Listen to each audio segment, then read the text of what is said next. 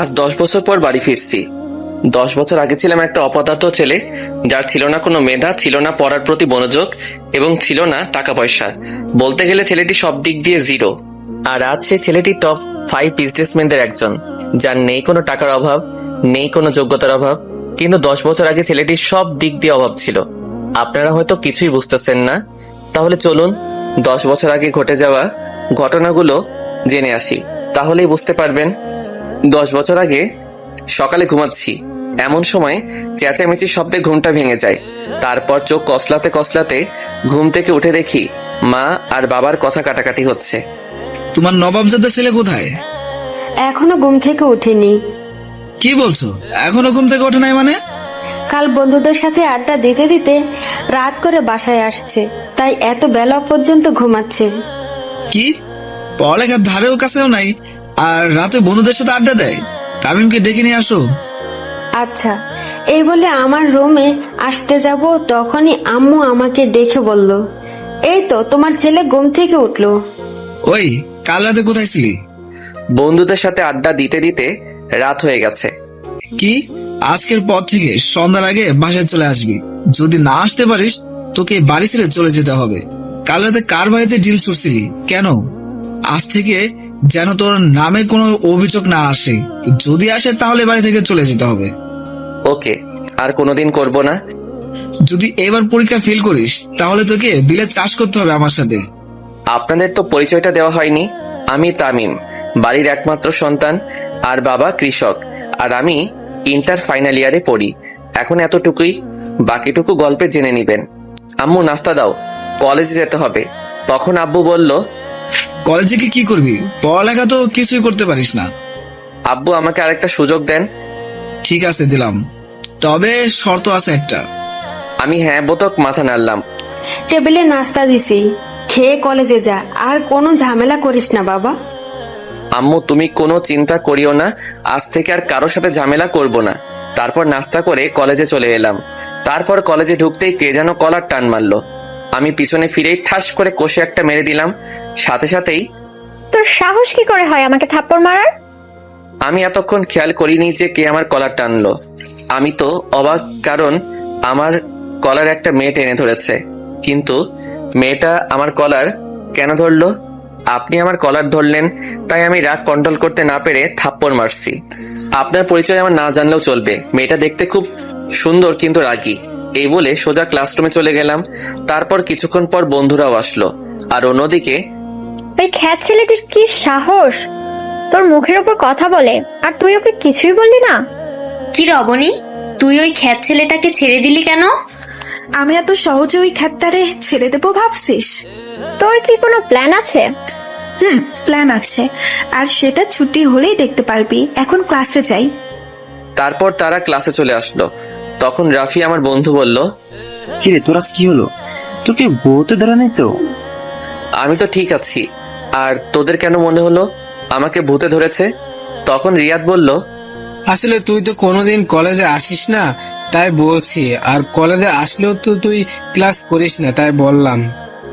হঠাৎ তাদের সাথে কথা বলতে বলতে দরজার দিকে তাকাতেই একটা মেয়েকে দেখে আমি অবাক, কারণ দরজা দিয়ে যেই মেয়েটি আসছে সেই আর কেউ নয়, সে হচ্ছে কিছুক্ষণ আগে যার সাথে ঝগড়া করছিলাম সেই মেয়েটা। তারপর আমি আমার বন্ধুদের জিজ্ঞাসা করলাম, দোস্ত, এই মেয়েটা কি আমাদের ক্লাসেই পড়ে? কেন? না, একটু আগে মেয়েটাকে থাপ্পড় মারছিলাম তাই। কি তুই জানিস ওকে? আমার জানার দরকার নেই, আগে বলো এই মেয়েটার নাম কি? অবনী, আর এই কলেজের সভাপতির মেয়ে। কি? এখন আমার কি হবে? আমি তো অবনীকে থাপ্পড় মারছি। এটা যদি তার আব্বুকে বলে দেয় তাহলে তো আমার কলেজ আর পড়া হবে না, সাথে বাড়ি থেকে চলে যেতে হবে। অন্যদিকে অবনীর বান্ধবী নীলা অবনীকে বলে, অবনী দেখ, ওই খ্যাতটা আমাদের সাথেই পড়ে। তাহলে তো আমার আরো সুবিধা হলো। আমিও তাই ভাবছি। তারপর দেখি স্যার ক্লাসে এসে আমাকে দেখে স্যার বলল, ক্লাসে কিছু এলিয়েন দেখতেছি, তোমরা কি তাদের দেখতেছো? আমাকে উদ্দেশ্য করে বলল, কারণ এর আগে কলেজে আসলেও ক্লাস করিনি, তাই ক্লাসে দেখে স্যার অবাক হয়ে গেল। আর আমি স্যারকে বললাম, স্যার এখানে তো কোনো এলিয়েন নাই। তোমাকে দেখে তো এলিয়েনই মনে হচ্ছে। আর এতদিন পর কি জন্য ক্লাস করতে আসছো? 1 মাস পরই তো তোমার পরীক্ষা, একেবারে পরীক্ষা দিতে আসলেই তো হয়। আসলে স্যার আজ থেকে ভালো হয়ে গেছি আর নিয়মিত ক্লাস করব। আমার কথা শুনে সবাই অবাক হয়ে গেল। তার থেকে আরো বেশি অবাক হলো স্যার, আর আমার বন্ধুরাও অবাক হয়ে গেল, কারণ তারা ভাবতে পারেনি যে আমি আজ থেকে ক্লাস করব। তখন স্যার বলল, ক্লাস করলে ভালো। তারপর স্যার আরো কিছুক্ষণ ক্লাস করিয়ে চলে গেল। তারপর সব ক্লাস করে যখনই বন্ধুদের নিয়ে গেট দিয়ে বাহির হব, তখনই কে যেন খ্যাত খ্যাত করে আমাকে ডাকতেছে। ওই খ্যাত, আমি পিছনে ফিরে দেখে অবনী আমায় ডাকতেছে। আমাকে বলতেছেন, এখানে তুই ছাড়া আর কে আছে? আচ্ছা আসতেছি। এই বলে আমার বন্ধুরা সহ আমি অবনীর কাছে গেলাম। ওই তোরা যা। আমরা কেন যাব? যেতে বলছি, যাবি নাকি অন্য ব্যবস্থা করব? আচ্ছা যাচ্ছি যাচ্ছি। তারপর ওরা চলে যাওয়ার পর, ওই তোর নাম কি? তামিম। আর কি জন্য ডাকছেন ওইটা বলেন। কেন, তোকে কি কাজ ছাড়া ডাকা যায় না নাকি? তা নই, কিন্তু কেন ডাকলেন তা তো বলেন। তখন নীলা বলল, অবনী দেখ, ওই খ্যাত ছেলেটা তোর মুখে মুখে কথা বলতেছে আর তুই তার সহ্য করতেছিস। তখন অবনী বলল, ওই খ্যাত, তোর সাহস কি করে হয় আমার মুখে মুখে কথা বলা? এই বলে ঠাস। আপনারা ভাবছেন থাপ্পড়টা আমার গালে লাগছে? আপনারা ঠিকই ভাবছেন, থাপ্পড়টা আমার গালে লাগছে। আর ওর থাপ্পড়ের আওয়াজ শুনে যারা কলেজে ছিল সবাই আমার দিকে তাকিয়ে আছে, আর আমি গালে হাত দিয়ে দাঁড়িয়ে আছি। আমাকে মারলেন কেন? আবার আমার মুখে মুখে কথা বলতেছিস? সরি আপু। ঠাস, আবার থাপ্পড় মারলো। এই বড়লোক মেয়েগুলো গরিবদের ভাবেটা কি? আমরা গরিব বলে কি আমাদের কোনো প্রাণ নেই? আমাদের কি কোনো ফিলিংস নেই? আমরাও তো মানুষ। আপনি আবার আমায় মারলেন কেন? আজ থেকে আমায় ম্যাডাম বলে ডাকবি। কি বলে ডাকবি? ম্যাডাম বলে। এই তো গুড বয়। আর শোন, কাল সকালে তাড়াতাড়ি আসবি। Okay madam. তারপর অবনীর কাছ থেকে বিদায় নিয়ে সোজা বাসায় চলে আসলাম। তারপর ফ্রেশ হয়ে আম্মুকে বললাম, আম্মু খুব খিদে পেয়েছে, খাবার দাও। আচ্ছা তুই টেবিলে বস, আমি খাবার দিচ্ছি। তারপর খাবার খেয়ে রুমে গিয়ে শুয়ে গেলাম। আর কলেজে ঘটে যাওয়া ঘটনাগুলো ভাবতেই কখন যে ঘুমিয়ে গেলাম নিজেও জানি না। অন্যদিকে অবনী কলেজ থেকে বাড়ি ফিরে আর গান গেয়ে গিয়ে সিঁড়ি থেকে উঠতে যাবে, ঠিক তখনই শিমুল চৌধুরী, আজ আমার মেয়েকে এত সুন্দর লাগছে কেন? আমি একটা ছেলেকে ভালোবেসে ফেলেছি। তা কে সেই ছেলেটা, যে ছেলেটা আমার এই মেয়ের মন কেড়ে নিয়েছে? ছেলেটার নাম তামিম, কিন্তু তার স্ট্যাটাস আমাদের মতো অত হাই লেভেলের না। ও, তা ছেলেটাকে কি বলেছিস তুই অনেক পছন্দ করিস বা ভালোবাসিস? না মা, আচ্ছা এসব এখন থাক না। এসব এখন খুব জোরে খিদে পেয়েছে, তুমি খাবার রেডি করো, আমি ফ্রেশ হয়ে আসতেছি। নীলা, আচ্ছা যা মা। দোস্ত তুই কোথায়? আজ আসবি না? আমি তো ঘুম যাচ্ছি। কি? আচ্ছা তুই রবিক আঙ্কেলের চায়ের দোকানে চলে আয়। কেন বলতো, কোনো সমস্যা হয়েছে নাকি? আরে না, আজ আড্ডা দিবি না? আমি তো আড্ডা দেওয়ার জন্য কল দিচ্ছি। সরি দোস্ত, আজ থেকে আমি আর আড্ডা দিব না। আচ্ছা তামিম, তুই কি আমাদের সেই বন্ধু তামিম নাকি অন্য কেউ? কেন বলতো? না মানে ভূতের মুখের রাম রাম শুনছি তাই বলতেছি। এখানে রাম রামের কি হয়েছে?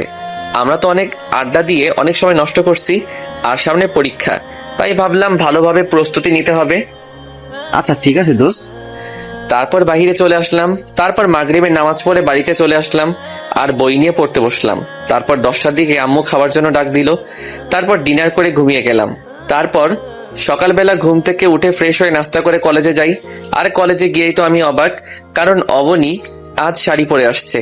মনে হচ্ছে আসমান থেকে পরি নেমে এসেছে। ছি, আমি এসব কি ভাবতেছি? ও কোথায় আর আমি কোথায়?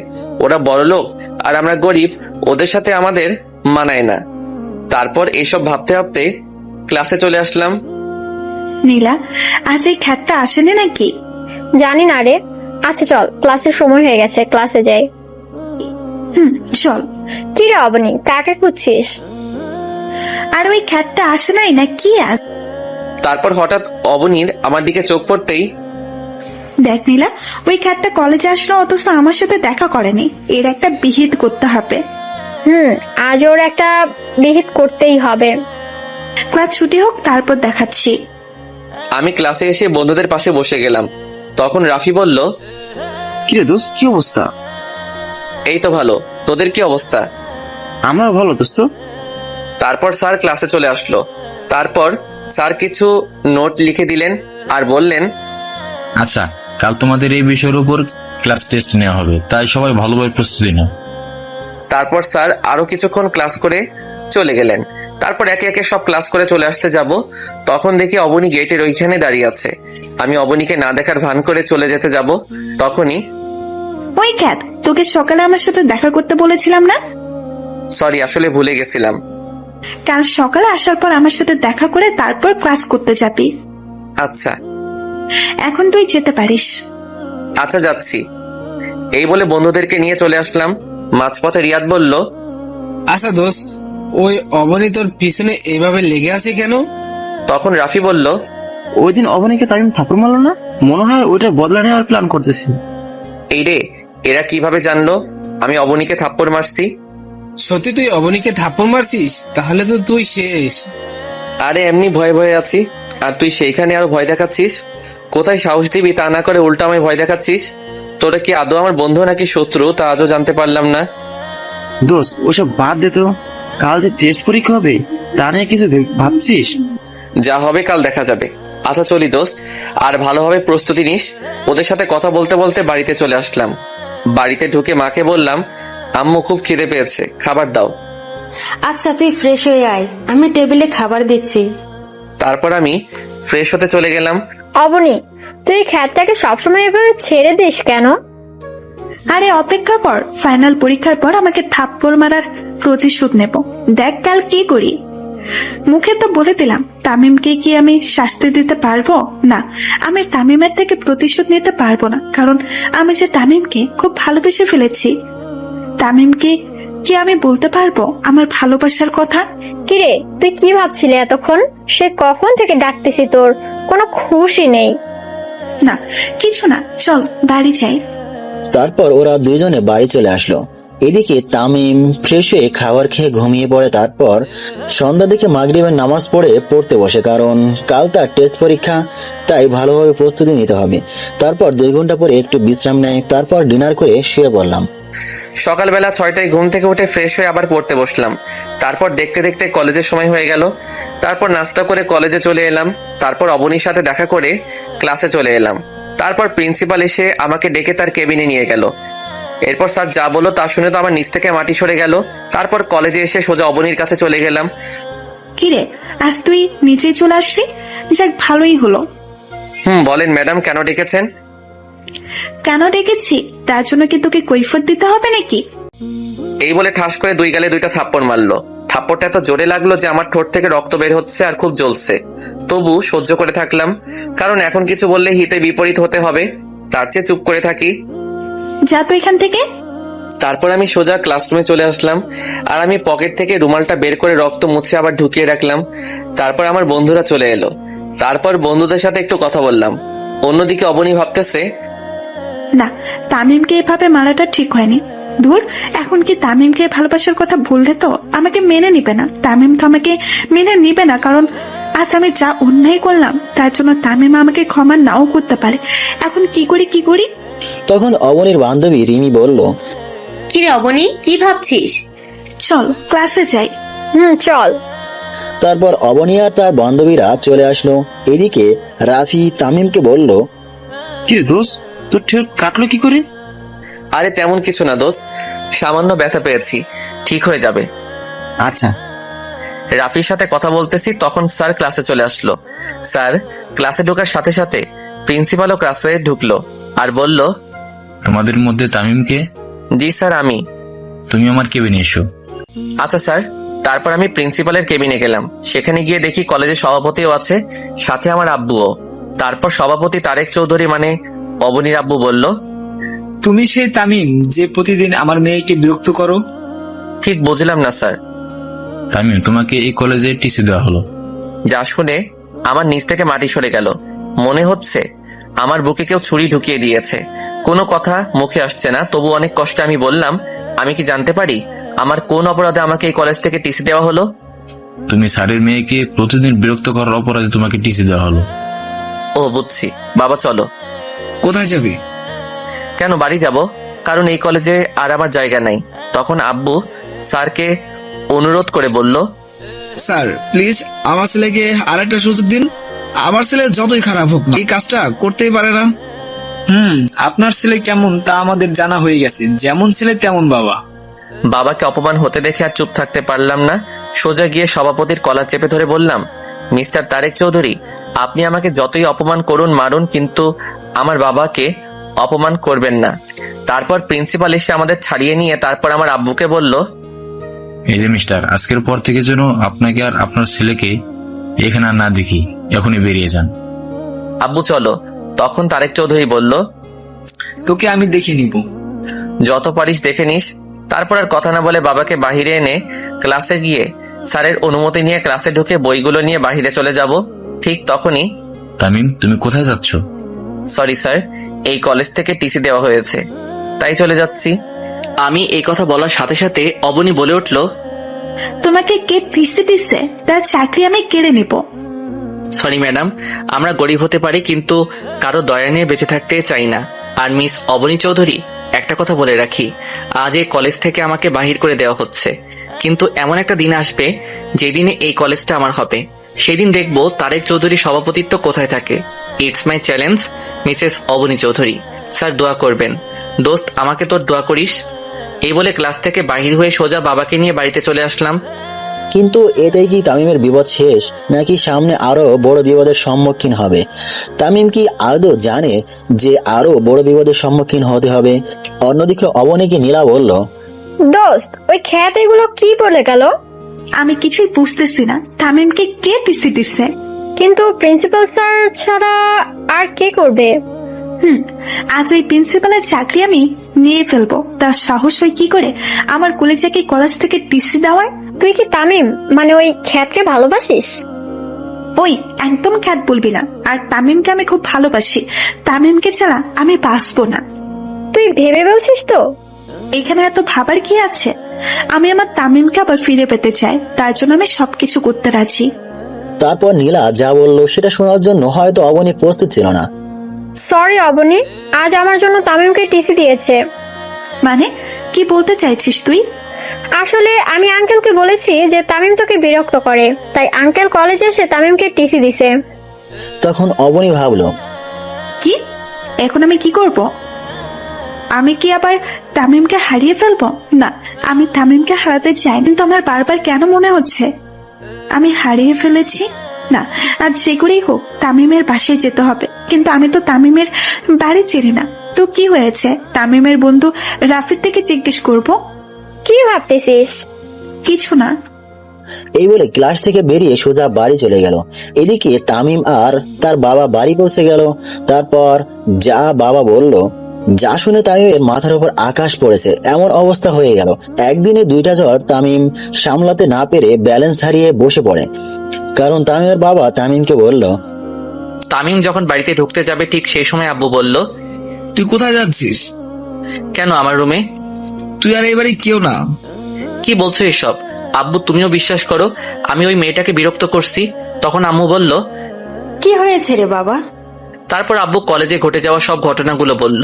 তারপর আম্মু সোজা এসে আমার গালে থাপ্পড় মেরে বলল, ছি, তোকে আমার ছেলে বলতেও লজ্জা করছে, বেরিয়ে যা আমার বাড়ি থেকে। আম্মু শেষ পর্যন্ত আর বলতে না দিয়ে, আজ থেকে তোকে আমরা ত্যায্যপুত করলাম। তুই এই বাড়ি কেউ না, বেরিয়ে যা আমার বাড়ি থেকে। আর কোনোদিন যেন আমার মুখের সামনে না দেখি।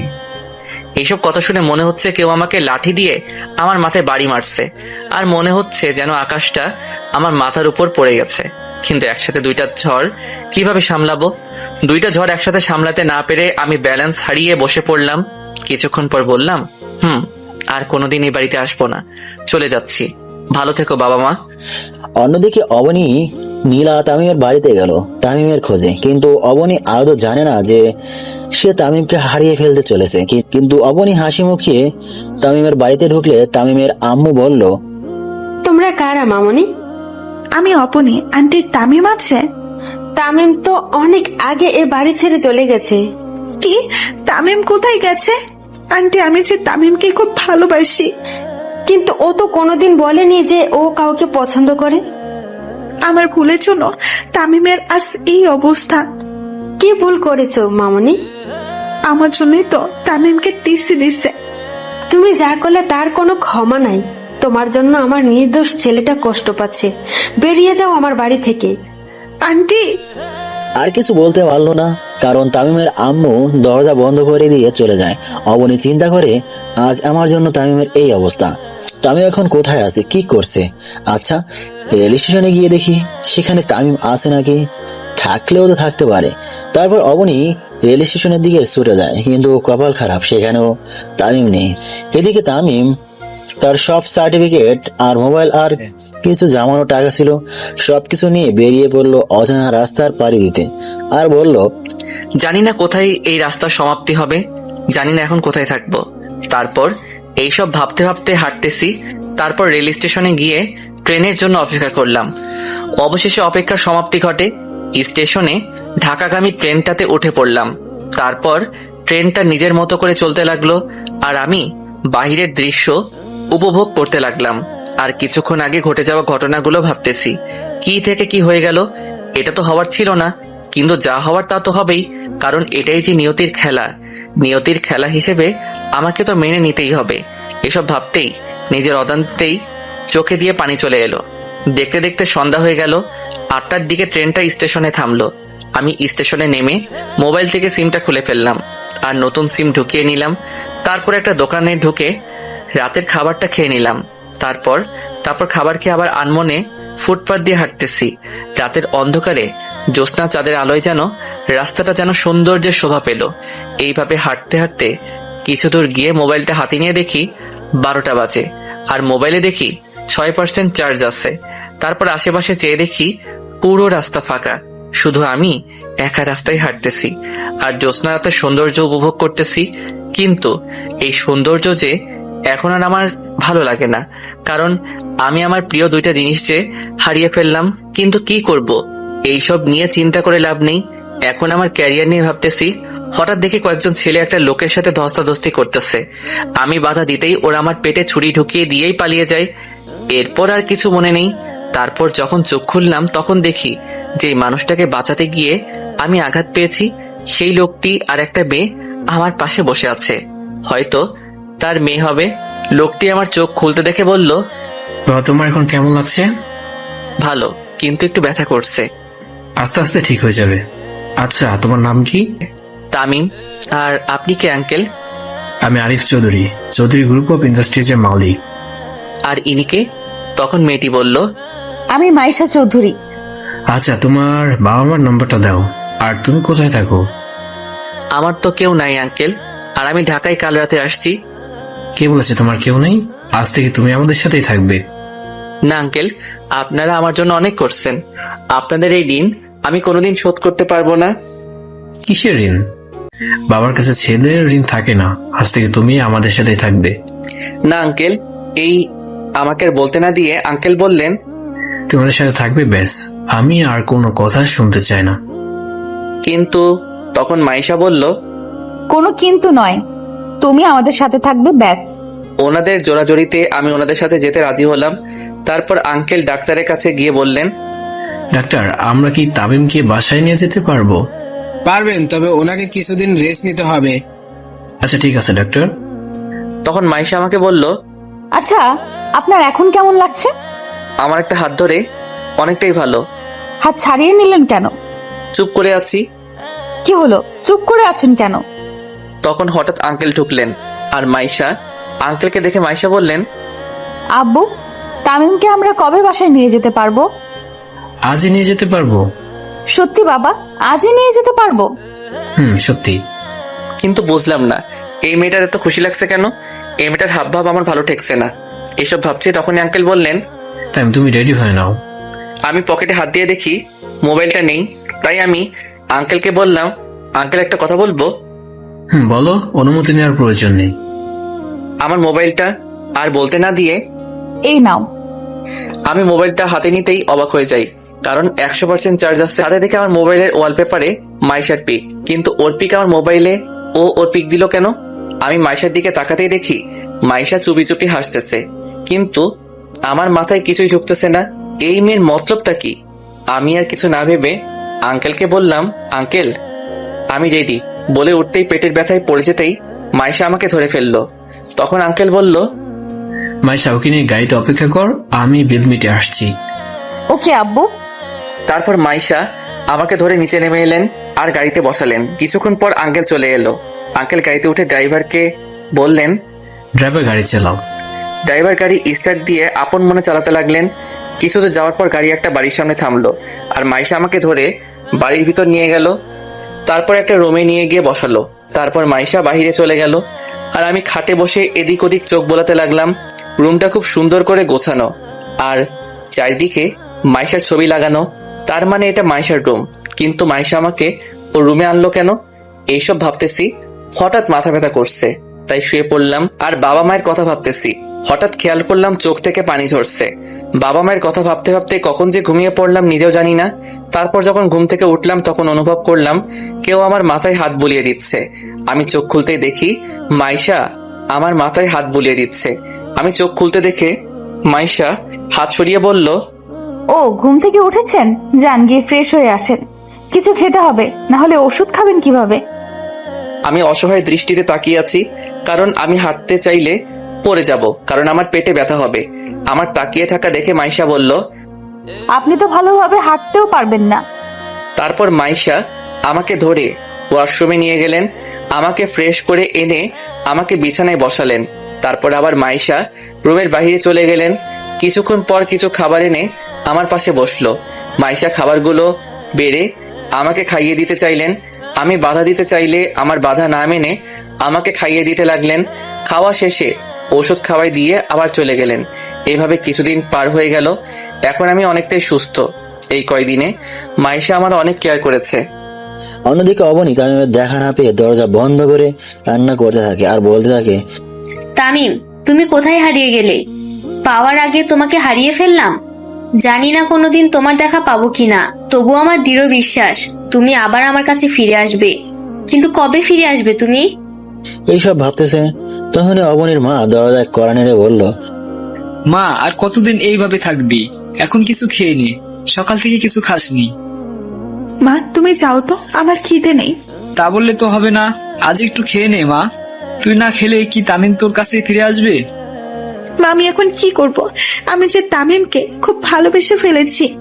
তোর ভালোবাসা যদি সত্যি হয় তাহলে তামিম আবার তোর কাছে ফিরে আসবে। তাই যেন হয় মা। দোয়া করি যেন তামিম আবার তোর কাছে ফিরে আসে। এই খাবারটা খেয়ে নে। অবনী দরজাটা খুলে দেয় আর খাবারগুলো খেয়ে ঘুমিয়ে পড়ে। হঠাৎ অবনী স্বপ্ন দেখে। অবনীর মন খারাপ, তাই অবনী বাড়ি থেকে হাঁটতে হাঁটতে পার্কের দিকে যেতে থাকে। কিছুক্ষণ হাঁটার পর পার্কে পৌঁছে যায়, কিন্তু পার্কে যখন ঢোকে তখন অবনী দেখতে পায় একটা ছেলে আর একটা মেয়ে কাঁধে মাথা রেখে কথা বলছে। অবনী আর একটু এগিয়ে গিয়ে আরো ভালো করে লক্ষ্য করে দেখে ছেলেটাকে সেই চেনে। ছেলেটি আর কেউ নয়, ছেলেটি হলো তামিম। কিন্তু অবনী পাশে থাকা মেয়েটিকে চিনতে পারেনি। তাই অবনী তামিমের কাছে যখন যায় তখন তামিম আর মেয়েটি চলে যেতে থাকে। কিছুক্ষণ যাওয়ার পর দেখে তামিম আর মেয়েটি উধাও হয়ে যায়।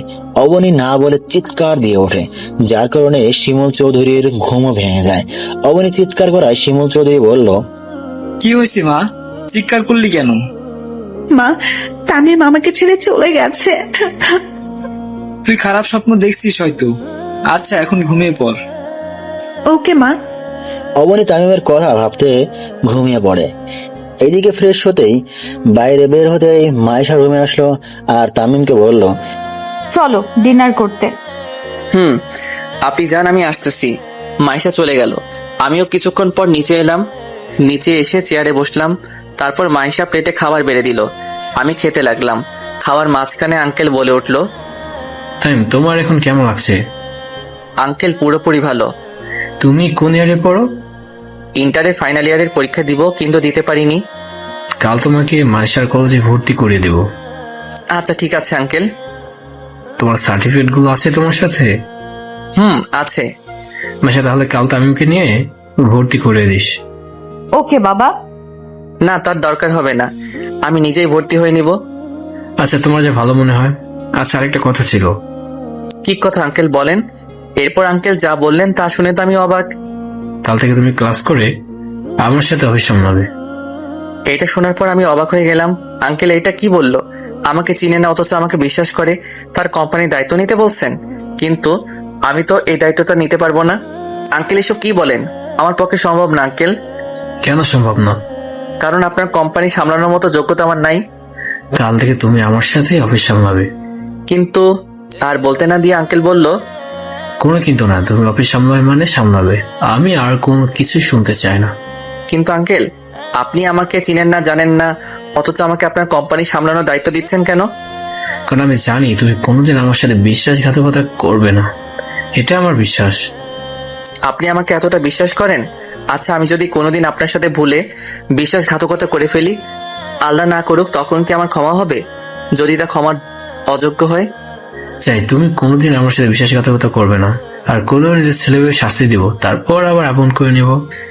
আঙ্কেল বলল, আমার নিজের অজান্তে চোখ দিয়ে পানি ঝরতেছে। মাইশা তা খেয়াল করতে পেরে বলল, কি হলো, তুমি কাঁদছো কেন? মা বাবার কথা মনে পড়তেছে তো, তাই হয়তো কান্না পাচ্ছে। আর যদি তারা থাকতো তাহলে কতই না ভালো হতো। তুমি কি আমাকে এখনো আপন ভাবতেই পারোনি? তা না আঙ্কেল, এই বলে খাবার রেখে ছাদে চলে আসলাম। কি হলো, এভাবে চলে গেলে কেন?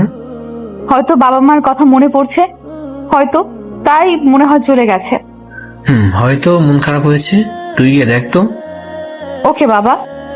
এই বলে মাইশা খাবার শেষ করে আমার রুমে এসে দেখে আমি নাই। তারপর ছাদে চলে আসে, আর আমি কাঁদতে কাঁদতে বললাম, বাবা তুমি আমাকে ভুল বুঝলে। তোমরা দুনিয়াতে থাকা সত্ত্বেও তোমাদের সাথে কথা বলতে পারছি না তোমাদের সাথে দেখা করতে। কেন বাবা?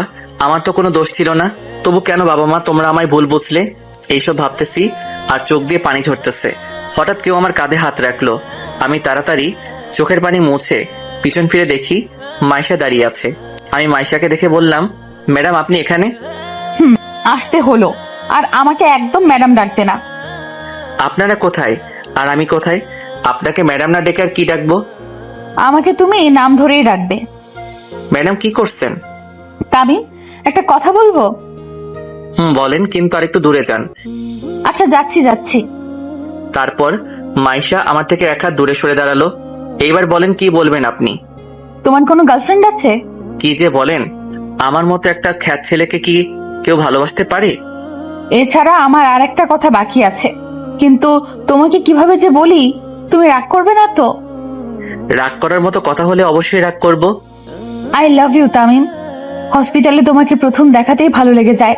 এই প্রথম আমি কাউকে আমার ভালোবাসার কথা জানালাম। তুমি কি আমাকে তোমার সব দুঃখ কষ্টের ভাগিদার হতে দেবে? প্লিজ, তুমি আমায় ফিরিয়ে দিও না। এই মেয়ে বলে কি আমিও তোকে পছন্দ করি, কিন্তু আমার পক্ষে যে মাইশাকে ভালোবাসা পসিবল না। আপনার মাথা ঠিক আছে তো ম্যাডাম? কেন আমার মাথা ঠিক থাকবে না কেন? আমার মনে হচ্ছে আপনার মাথা ঠিক নাই। কেন ঠিক নাই? আপনি ঠিক থাকলে আমাকে ভালোবাসার মতো বোকামি করতেন না। কেন, তোমাকে ভালোবাসা কি বোকামি নাকি? তা নয়তো কি? আমি কোথায় আর আপনি কোথায়? আমি একজন সাধারণ ছেলে, আর তার চেয়ে বড় কথা হলো আমি আঙ্কেলের মনে কষ্ট দিতে পারবো না, তাই আমার পক্ষে তোমাকে ভালোবাসা সম্ভব না। আমি এত কিছু শুনতে চাই না, তুমি আমাকে ভালোবাসবে কিনা বলো। তুমি যদি আমাকে আর একবার ভালোবাসার কথা বলো, তাহলে আমি এখান থেকে চলে যেতে বাধ্য হব। আমার কথা শুনে মাইশা ভয় পেয়ে যায়, তাই মাইশা কিছুক্ষণ ভাবার পর বলল, না, তুমি আমাকে না ভালোবাসো, তবু এই বাড়ি থেকে চলে যেও না প্লিজ। ওকে, যাব না। আচ্ছা, তুমি আমাকে না ভালোবাসো, কিন্তু আমরা ফ্রেন্ড তো হতে পারি। ওকে ডান, বাট অনলি ফ্রেন্ড, আর কিছু না, মনে থাকে যেন। ফ্রেন্ড। আমরা যেহেতু ফ্রেন্ড, তাহলে আমরা তুমি করে বলতে পারি তো? ওকে, সমস্যা নাই ম্যাডাম। আবার madam? Sorry Maisha. It's okay, এরপর আর হলে কোনো ক্ষমা নাই। ওকে মহারানী। রাত তো অনেক হলো, চলো এবার গিয়ে ঘুমিয়ে পড়ো। ওকে, তুমিও যাও। এই বলে আমি ছাদ থেকে নেমে আমার রুমে চলে গেলাম, কিন্তু মাইশা ছাদ থেকে নিচে নেমে সোজা তার বাবার রুমে যায়, আর বাবাকে বলল, বাবা আসবো? আয় মা, কিন্তু তুই কাঁদছিস কেন? আচ্ছা বাবা, আমি যদি তোমার কাছে কিছু চাই, তাহলে আমাকে দিবে তো? অবশ্যই দিব। আমার মেয়ে আমার কাছে কিছু চাইবে আর আমি দিব না, এটা কখনো হয়? কিন্তু বাবা, এটা অন্য সবকিছুর থেকে একদম আলাদা। আমি যদি আমার ভালোবাসার মানুষকে চাই, তাহলে কি তুমি আমাকে দিতে পারবে? অবশ্যই দিব, কিন্তু সেই ছেলেটা কে যাকে তুই আমার কাছে চেয়েছিস? বাবা, তাকে তুমি খুব ভালো করে চিনো। কিন্তু বলবি তো? যে আমার প্রাণ বাঁচিয়েছে, আমি তাকে ভালোবাসি, কিন্তু ও আমাকে ভালোবাসে না। আমার ভালোবাসা গ্রহণ না করে আমাকে ফিরিয়ে দিয়েছে। তামিমের কথা বলছিস? তামিম খুব ভালো ছেলে, তুই কোনো চিন্তা করিস না। এখন বল আমাকে কি করতে হবে? তামিমকে সব সময় আমার পাশে থাকতে বলবে, এতেই হবে। শুধু এতটুকুই? আচ্ছা, আমি বলে দিব। থ্যাংক ইউ আব্বু। এখন অনেক রাত হয়েছে, গিয়ে শুয়ে পড়। ওকে আব্বু। এই বলে মাইশা আঙ্কেলের রুম থেকে সোজা তার রুমে চলে যায় আর তামিমের কথা ভাবতে ভাবতে ঘুমিয়ে পড়ে। আমি রুমে গিয়ে মোবাইলে অ্যালার্ম দিয়ে শুয়ে পড়লাম। কিছুক্ষণের মধ্যেই ঘুমিয়ে গেলাম। সকালবেলা অ্যালার্মের শব্দে ঘুমটা ভেঙে যায়। তারপর ফ্রেশ হয়ে নামাজ পড়ে একটু হাঁটাহাঁটি করে ছাদে চলে গেলাম। ছাদে গিয়ে সকালের সৌন্দর্য উপভোগ করতে লাগলাম। পাখির কিচিরমিচিরের শব্দে যেন মনটা যেন ভালো হয়ে গেল। ছাদে আরো কিছুক্ষণ থেকে নিজের রুমে চলে গেলাম। রুমে গিয়ে শুয়ে গেলাম। হঠাৎ কেউ দরজায় নক করলো। আমি গিয়ে দরজা খুলে দিলাম। দরজা খুলতেই দেখি মাইশা দাঁড়িয়ে আছে। মাইশাকে আমি বললাম, তুমি এইখানে? তুমি উঠছো নাকি দেখতে আসলাম। আমি তো অনেক আগে উঠেছি। ও, তো এতক্ষণ কি করেছো? এই তো শুয়েছিলাম। কেন, কিছু বলবে নাকি? নাস্তা করতে হবে, কলেজে যাবে না? এত তাড়াতাড়ি? কলেজে গিয়ে কি করব? আর আমি তো ভর্তি হইনি। কয়টা বাজে দেখছো? কয়টা বাজে? 9:30 বাজে। এক্ষুনি নাস্তা করে কলেজে যেতে হবে। ওকে, তুমি যাও, আমি আসতেছি। আচ্ছা, তাড়াতাড়ি আসো, আমরা তোমার জন্য অপেক্ষা করতেছি। এই বলে মাইশা চলে গেল। আমিও রেডি হয়ে নিচে নেমে এলাম। তারপর চেয়ারে গিয়ে বসে পড়লাম। নাস্তা করা শেষে আঙ্কেল বলল যে, তাই তোমাকে একটা কথা বলার ছিল। জি আঙ্কেল, বলুন। এতে পারমিশন নেওয়ার কি আছে? বুঝলাম তুমি মাইশার সাথে সবসময় থাকতে পারবা। পারবো। আমি তো ওর কলেজে ভর্তি হব। তাহলে এত চিন্তা করতেছেন কেন? আচ্ছা, তুমি গাড়ি চালাতে পারো? পারি আঙ্কেল। তাহলে আর কোনো চিন্তা করতে হবে না। ঠিক বুঝলাম না আঙ্কেল। তুমি মাইশার সাথে একসাথে কলেজ যাবে, আর কলেজ ছুটি হলে মাইশাকে বাড়িতে ড্রপ করে অফিসে আসতে পারবে। আর এই নাও কার্ড, অফিসে চলে আসো। পারবো আঙ্কেল, আপনি চিন্তা করবেন না। আচ্ছা, তুমি এখন তোমার সকল কাগজপত্র নিয়ে কলেজে গিয়ে ভর্তি হতে যাও, আর আমি প্রিন্সিপাল স্যারকে বলে দিব। Okay uncle. এই বলে রুমে গিয়ে সব কাগজপত্র নিয়ে নিচে চলে এলাম। আর মাইশাকে বললাম, মাইশা চল। দাঁড়াও, আমি এক্ষুনি আসতেছি। আচ্ছা যাও, আমি গাড়িতে অপেক্ষা করতেছি। এই বলে আমি গাড়ি বাহির করতে গেলাম। গাড়ি বাহির করে গাড়িতে বসে মাইশার জন্য অপেক্ষা করতেছি, কিন্তু ওনার আসার কোনো খবর নাই। কিছুক্ষণ অপেক্ষা করার পর দেখি মাইশা একটা নীল শাড়ি পরছে, সাথে ম্যাচিং করে নীল চুড়ি আর ঠোঁটে হালকা গোলাপি রঙের লিপস্টিক। সব মিলিয়ে মাইশাকে একদম নীল পরীর মতো লাগতেছে। আমি তো দ্বিতীয়বারের মতো ক্রাশ খেলাম। ওর থেকে চোখই ফেরাতে পারছি না, কিন্তু আমি ওর প্রতি দুর্বল হলে চলবে না, এইসব ভাবতেছি আর মাইশার দিকে তাকিয়ে আছি। এই যে কি দেখছো এইভাবে? এই কি হলো, কথা বলতেছো না কেন? কি কি কি এইভাবে কি দেখতেছো? কই কিছু না তো। শাড়িতে আমায় কেমন লাগছে? এই প্রথম পরলাম। একদম পেতনির মতো লাগতেছে। কি, আমি পেতনি? আচ্ছা এসব কথা থাক, কলেজে যাওয়া যাক। চলো। তারপর গাড়ি ড্রাইভ করে কলেজে চলে আসলাম। আমি মাইশাকে ক্লাসরুমে চলে যেতে বলে সোজা প্রিন্সিপালের রুমে চলে গেলাম আর বললাম, স্যার আসতে পারি? Yes, coming. আমি রুমে ঢুকলাম আর প্রিন্সিপাল স্যার বলল, কি জন্য আসছো? ভর্তি হতে আসছি স্যার। কোন বর্ষে? ফাইনাল ইয়ারে। কি, আর 1 মাস পর তোমাদের পরীক্ষা আর তুমি এখন ভর্তি হতে আসছো? আগের কলেজ থেকে টিসি দিছে, তাই পড়তে পারিনি। তোমার কাগজপত্রগুলো দাও। আমি কাগজগুলো স্যারকে দিলাম। স্যার কিছুক্ষণ দেখে আমাকে বললেন, তোমাকে তাহলে রফিক পাঠাইছে? জি স্যার। আচ্ছা, একটা কথা বলো তো, তোমাকে আগের কলেজ থেকে কেন টিসি দিছে? স্যার, কলেজে ঘটে যাওয়া সকল ঘটনা বললাম। সভাপতির গা হাত তুলছে কেন? কারণ উনি আমার বাবার নামে গালি দিছে, তাই। যদি এই কলেজে এরকম করো তাহলে তোমার পড়ালেখা বন্ধ হয়ে যাবে। স্যার, এই ভুল দ্বিতীয়বার আর হবে না।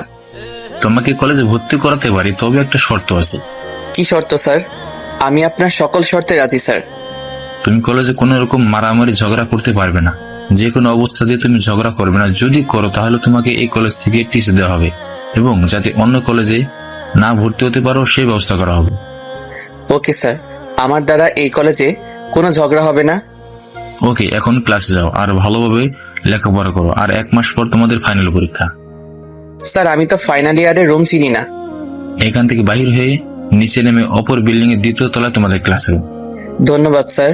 এই বলে প্রিন্সিপাল স্যারের রুম থেকে বাহির হয়ে সোজা ক্লাসে চলে গেলাম।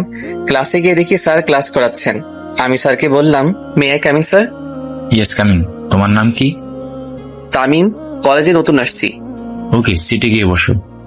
আমি এদিক ওদিক তাকাতে লাগলাম, কিন্তু কোথাও জায়গা খালি নাই। আমি একটু এগোতেই একটা মেয়ে আমাকে তার পাশে বসতে বলল।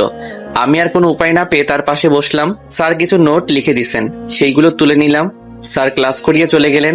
স্যার ক্লাস করিয়ে চলে গেলে আমার পাশে থাকা মেয়েটি বলল, হাই, আমি সুমাইয়া। আপনি? জি, আমি তামিম। আচ্ছা, আমরা কি ফ্রেন্ড হতে পারি? সরি না। এরই মধ্যে স্যার ক্লাসে চলে আসলো, তবু এই মেয়ের বকবকানি বন্ধ হচ্ছে না। কেন? নিজেকে কি মনে করেন? একটা মেয়ে নিজ থেকে আপনাকে ফ্রেন্ড হওয়ার অফার করতেছেন বলে কি সেলিব্রিটি হয়ে গেছেন নাকি?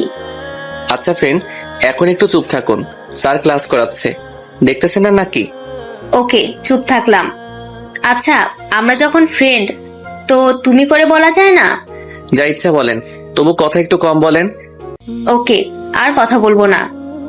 একে একে সব ক্লাস করে বাইরে এসে গাড়ির পাশে মাইশার জন্য অপেক্ষা করতেছি, কিন্তু এখনো আসতেছে না কেন? কিছুক্ষণ পর দেখি সুমাইয়া আর মাইশা একসাথে বাহির হচ্ছে। তারপর মাইশা এসে বলল, সুমাইয়াও আছে, এই মেয়েটা এখানে কেন? চলো তামিম, একটা রেস্টুরেন্টে যাই। রেস্টুরেন্টে কেন? আমার খুব খিদা লাগছে। এত কথা না বলে তাড়াতাড়ি গাড়িতে উঠে রেস্টুরেন্টে চলো। Okay madam. এই সুমাইয়া, গাড়িতে ওঠ। উনি যাবেন নাকি? কেন, তোমার কোনো সমস্যা নাকি? না, আমার কেন সমস্যা হবে? এই মেয়েটা তো মেয়ে না, যেন একটা রাক্ষসী, কথা শুরু করলে আর বন্ধ হয় না। কি বলছো বিড়বিড় করে? কই কিছু না তো। তাহলে গাড়ি স্টার্ট দাও আর তাড়াতাড়ি চলো। ওকে। আমি গাড়িতে উঠে গাড়ি ড্রাইভ করে সোজা একটা রেস্টুরেন্টে চলে আসলাম। তারপর একটা স্পেশাল কেবিনে বসলাম। তখন সুমাইয়াকে মাইশা বলল, কি খাবি, অর্ডার দে। তুই অর্ডার দে না। তামিম, তুমি কি খাবে? তোমরা যা খাবে আমিও তা খাবো। ওকে, ঠিক আছে, আমি অর্ডার দিচ্ছি। দে। ওয়েটার, ওয়েটার, একটু এদিকে এসো। জি ম্যাম, বলুন কি খাবেন? এই খাবারগুলো নিয়ে আসো। Okay madam. ওয়েটার খাবার আনতে চলে গেল। মাইশা খাবার আনতে আনতে আমি একটু মুখটা ধুয়ে আসি। ওকে, যাও। আমি মুখ ধুতে চলে আসলাম। আমি চলে যাওয়ার পর সুমাইয়া মাইশাকে বলল, মাইশা, ছেলেটা কে রে? দেখতে খুব হ্যান্ডসাম। আমার তো প্রেম করতে ইচ্ছে করতেছে রে। আমার সেটিং করিয়ে দে না। খবরদার ওর দিকে চোখ দিলে তোর খবর আছে। ও তোর হবু দুলাভাই লাগে। কি? তুই তাহলে ওকে ভালোবাসিস? খুব ভালোবাসি। আব্বু বলছে খুব তাড়াতাড়ি আমাদের বিয়ে দিবে। তোর কপাল খুব ভালো রে। কেন? কারণ এমন একটা হ্যান্ডসাম বর পাইছোস। আমি খুব খুশি। আমি তামিমকে খুব ভালোবাসি। এরই মধ্যে খাবার চলে আসলো। আমিও মুখ ধুয়ে চলে আসলাম। আমাকে আসতে দেখে ওরা দুইজনেই চুপ হয়ে গেল। আমি গিয়ে বসে পড়লাম। তারপর খাওয়া শেষে বিল দিয়ে মাইশাকে আর সুমাইয়াকে ড্রপ করে দিয়ে আঙ্কেলের অফিসের দিকে রওনা দিলাম। কিছুক্ষণ ড্রাইভ করার পর আঙ্কেলের দেওয়া ঠিকানায় পৌঁছে গেলাম। আমি গাড়ি থেকে নেমে দেখি অনেক বড় একটা কোম্পানি, আনুমানিক 16 তলা হবে। কাল্পনিক, সো এটা নিয়ে ট্রল করবেন না। আমি এত বড় অফিস থেকে অবাক হয়ে গেলাম। আমি লিফট দিয়ে 8 তলায় উঠে সামনের দিকে এগোতে লাগলাম। সামনে দেখি আঙ্কেলের কেবিন। আমি আঙ্কেলের কেবিনে নক করে বললাম, আসতে পারি আঙ্কেল? তাই তুমি ভিতরে আসো, চেয়ারে বসো। Okay uncle. আমি গিয়ে চেয়ারে বসে পড়লাম। তখন আঙ্কেল বলল, মাইশাকে বাড়িতে ড্রপ করে দিচ্ছ? আঙ্কেল। গুড। দুপুরে খাবার খেয়েছো? রেস্টুরেন্ট থেকে 2 জন খেয়ে নিয়েছি। ওকে, ভালো করেছো। এই বলে আঙ্কেল কাকে যেন কল করলো আর বলল সব স্টাফদেরকে মিটিং রুমে যেতে। কিছুক্ষণ পর আঙ্কেল বলল, চলো মিটিং রুমে যাবো। Okay uncle.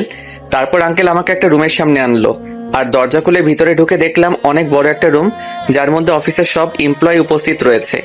এমপ্লয়ি প্রায় 750 জন হবে। আঙ্কেল আমাকে নিয়ে গিয়ে আঙ্কেলের পাশে একটা চেয়ারে নিয়ে গিয়ে বসালো। আঙ্কেল বলল, এমপ্লয়ীদের উদ্দেশ্যে বলল, আজ আপনাদেরকে একটা বিশেষ কথা বলার জন্য এই মিটিং এর আয়োজন করা হয়েছে। কি স্যার? আমার তো অনেক বয়স হয়েছে, তাই আমি আমার এই কোম্পানির দায়িত্ব অন্য কারোর উপর দিব, আর যাকে দেব সে হচ্ছে। আঙ্কেলের কথা শুনে তো আমি অবাক। আঙ্কেল, এটা কি বললেন? আজ থেকে এই কোম্পানির নতুন সিইও হবে তামিম। আমি শুনে তো অবাক। আঙ্কেল, এটা কি বললেন? এই ছেলেটা আমার মেয়ের হবু বর। আঙ্কেল, আপনি ভেবে বলছেন তো? আর আমি এই কোম্পানির দায়িত্ব নিতে পারবো না। আমি ভেবে বলেছি আজ থেকে এই কোম্পানি তোমার। আঙ্কেল একটু বাইরে আসবেন, কিছু কথা আছে। এখানে বলতেছি না কারণ এখানে কোম্পানির সব স্টাফরা আছে। চলো, এক্সকিউজ মি, আমি একটু পর আসছি। আঙ্কেল আর আমি বাইরে চলে এলাম। আঙ্কেল বললেন, এইবার বল কি কথা। আঙ্কেল আপনি এসব কি বলতেছেন? কনফারেন্স রুমে আপনার মাথা কি ঠিক আছে? আমার মাথা একদম ঠিক আছে। তাহলে এসব কি? এই কোম্পানির দায়িত্ব আমি কিভাবে নিব? আমি তো একটা সাধারণ পরিবারের ছেলে।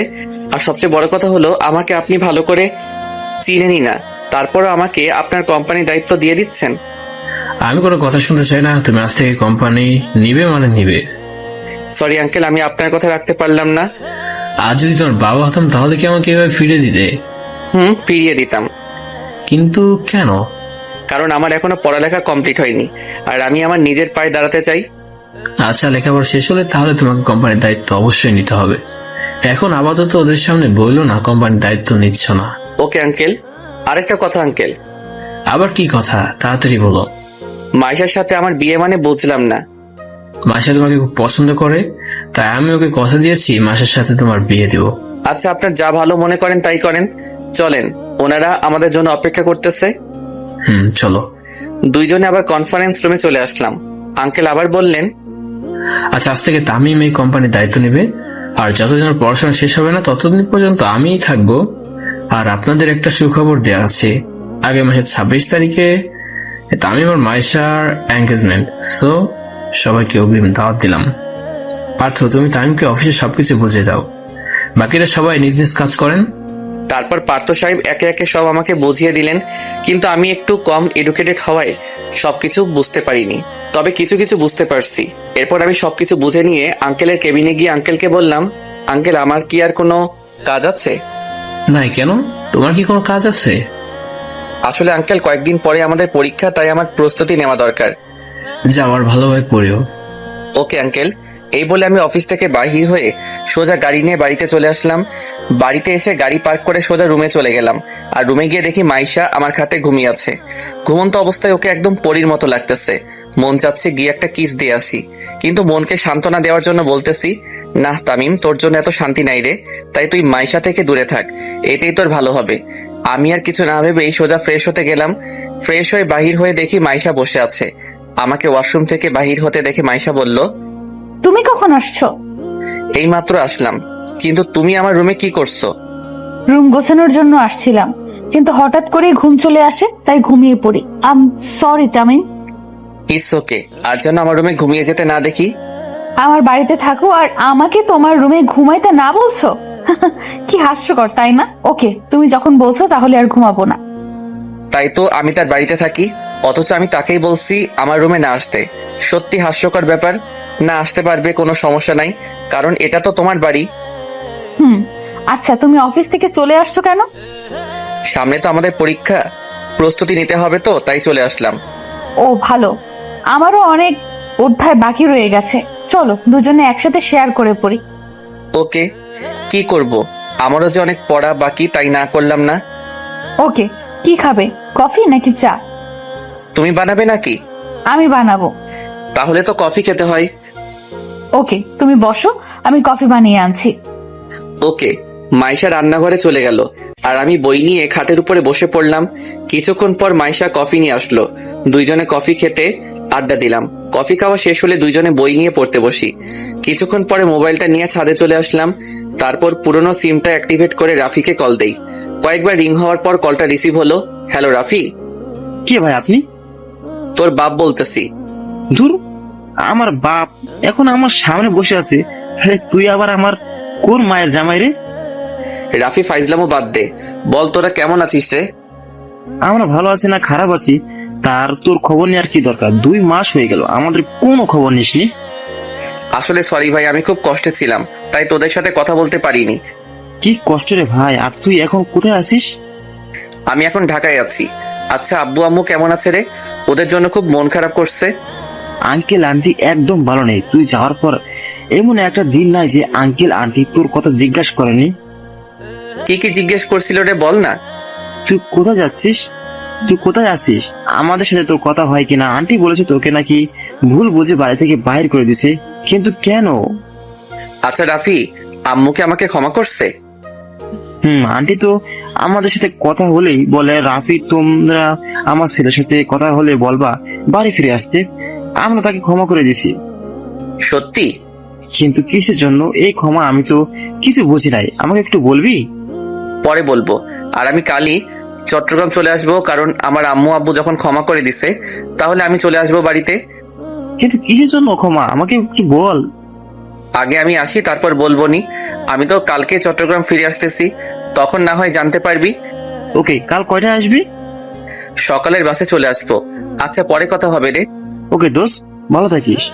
রাফির সাথে কথা বলে কলটা কেটে দিয়ে পিছনে ফিরে তাকিয়ে দেখি তো আমি অবাক, ও এখানে কখন আসলো? তামিম, তুমি এতক্ষণ কার সাথে কথা বলছিলে? আমার বন্ধুর সাথে।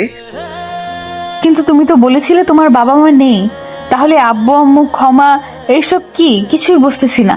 আর তুমি কাল কোথায় যেন যাবে বলেছিলে? সবকিছু যখন জেনেই গেছেন তাহলে সত্যিটা বলেই ফেলি। কি সত্যি বলো? তারপর কলেজে ঘটে যাওয়া সকল ঘটনা মাইশাকে বললাম। আর কাল সকালে নাস্তা করে আমি আবার গ্রামের বাড়ি ফিরে যাব। কাল কেন?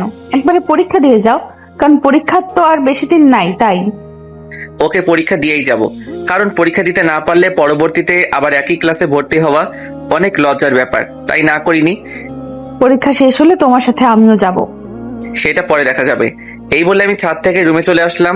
তারপর কিছুক্ষণ ফেসবুকিং করলাম আর গল্প পোস্ট করলাম। যখনই অফলাইন হতে যাব তখনই সুমাইয়ার আইডি থেকে মেসেজ আসলো। হাই।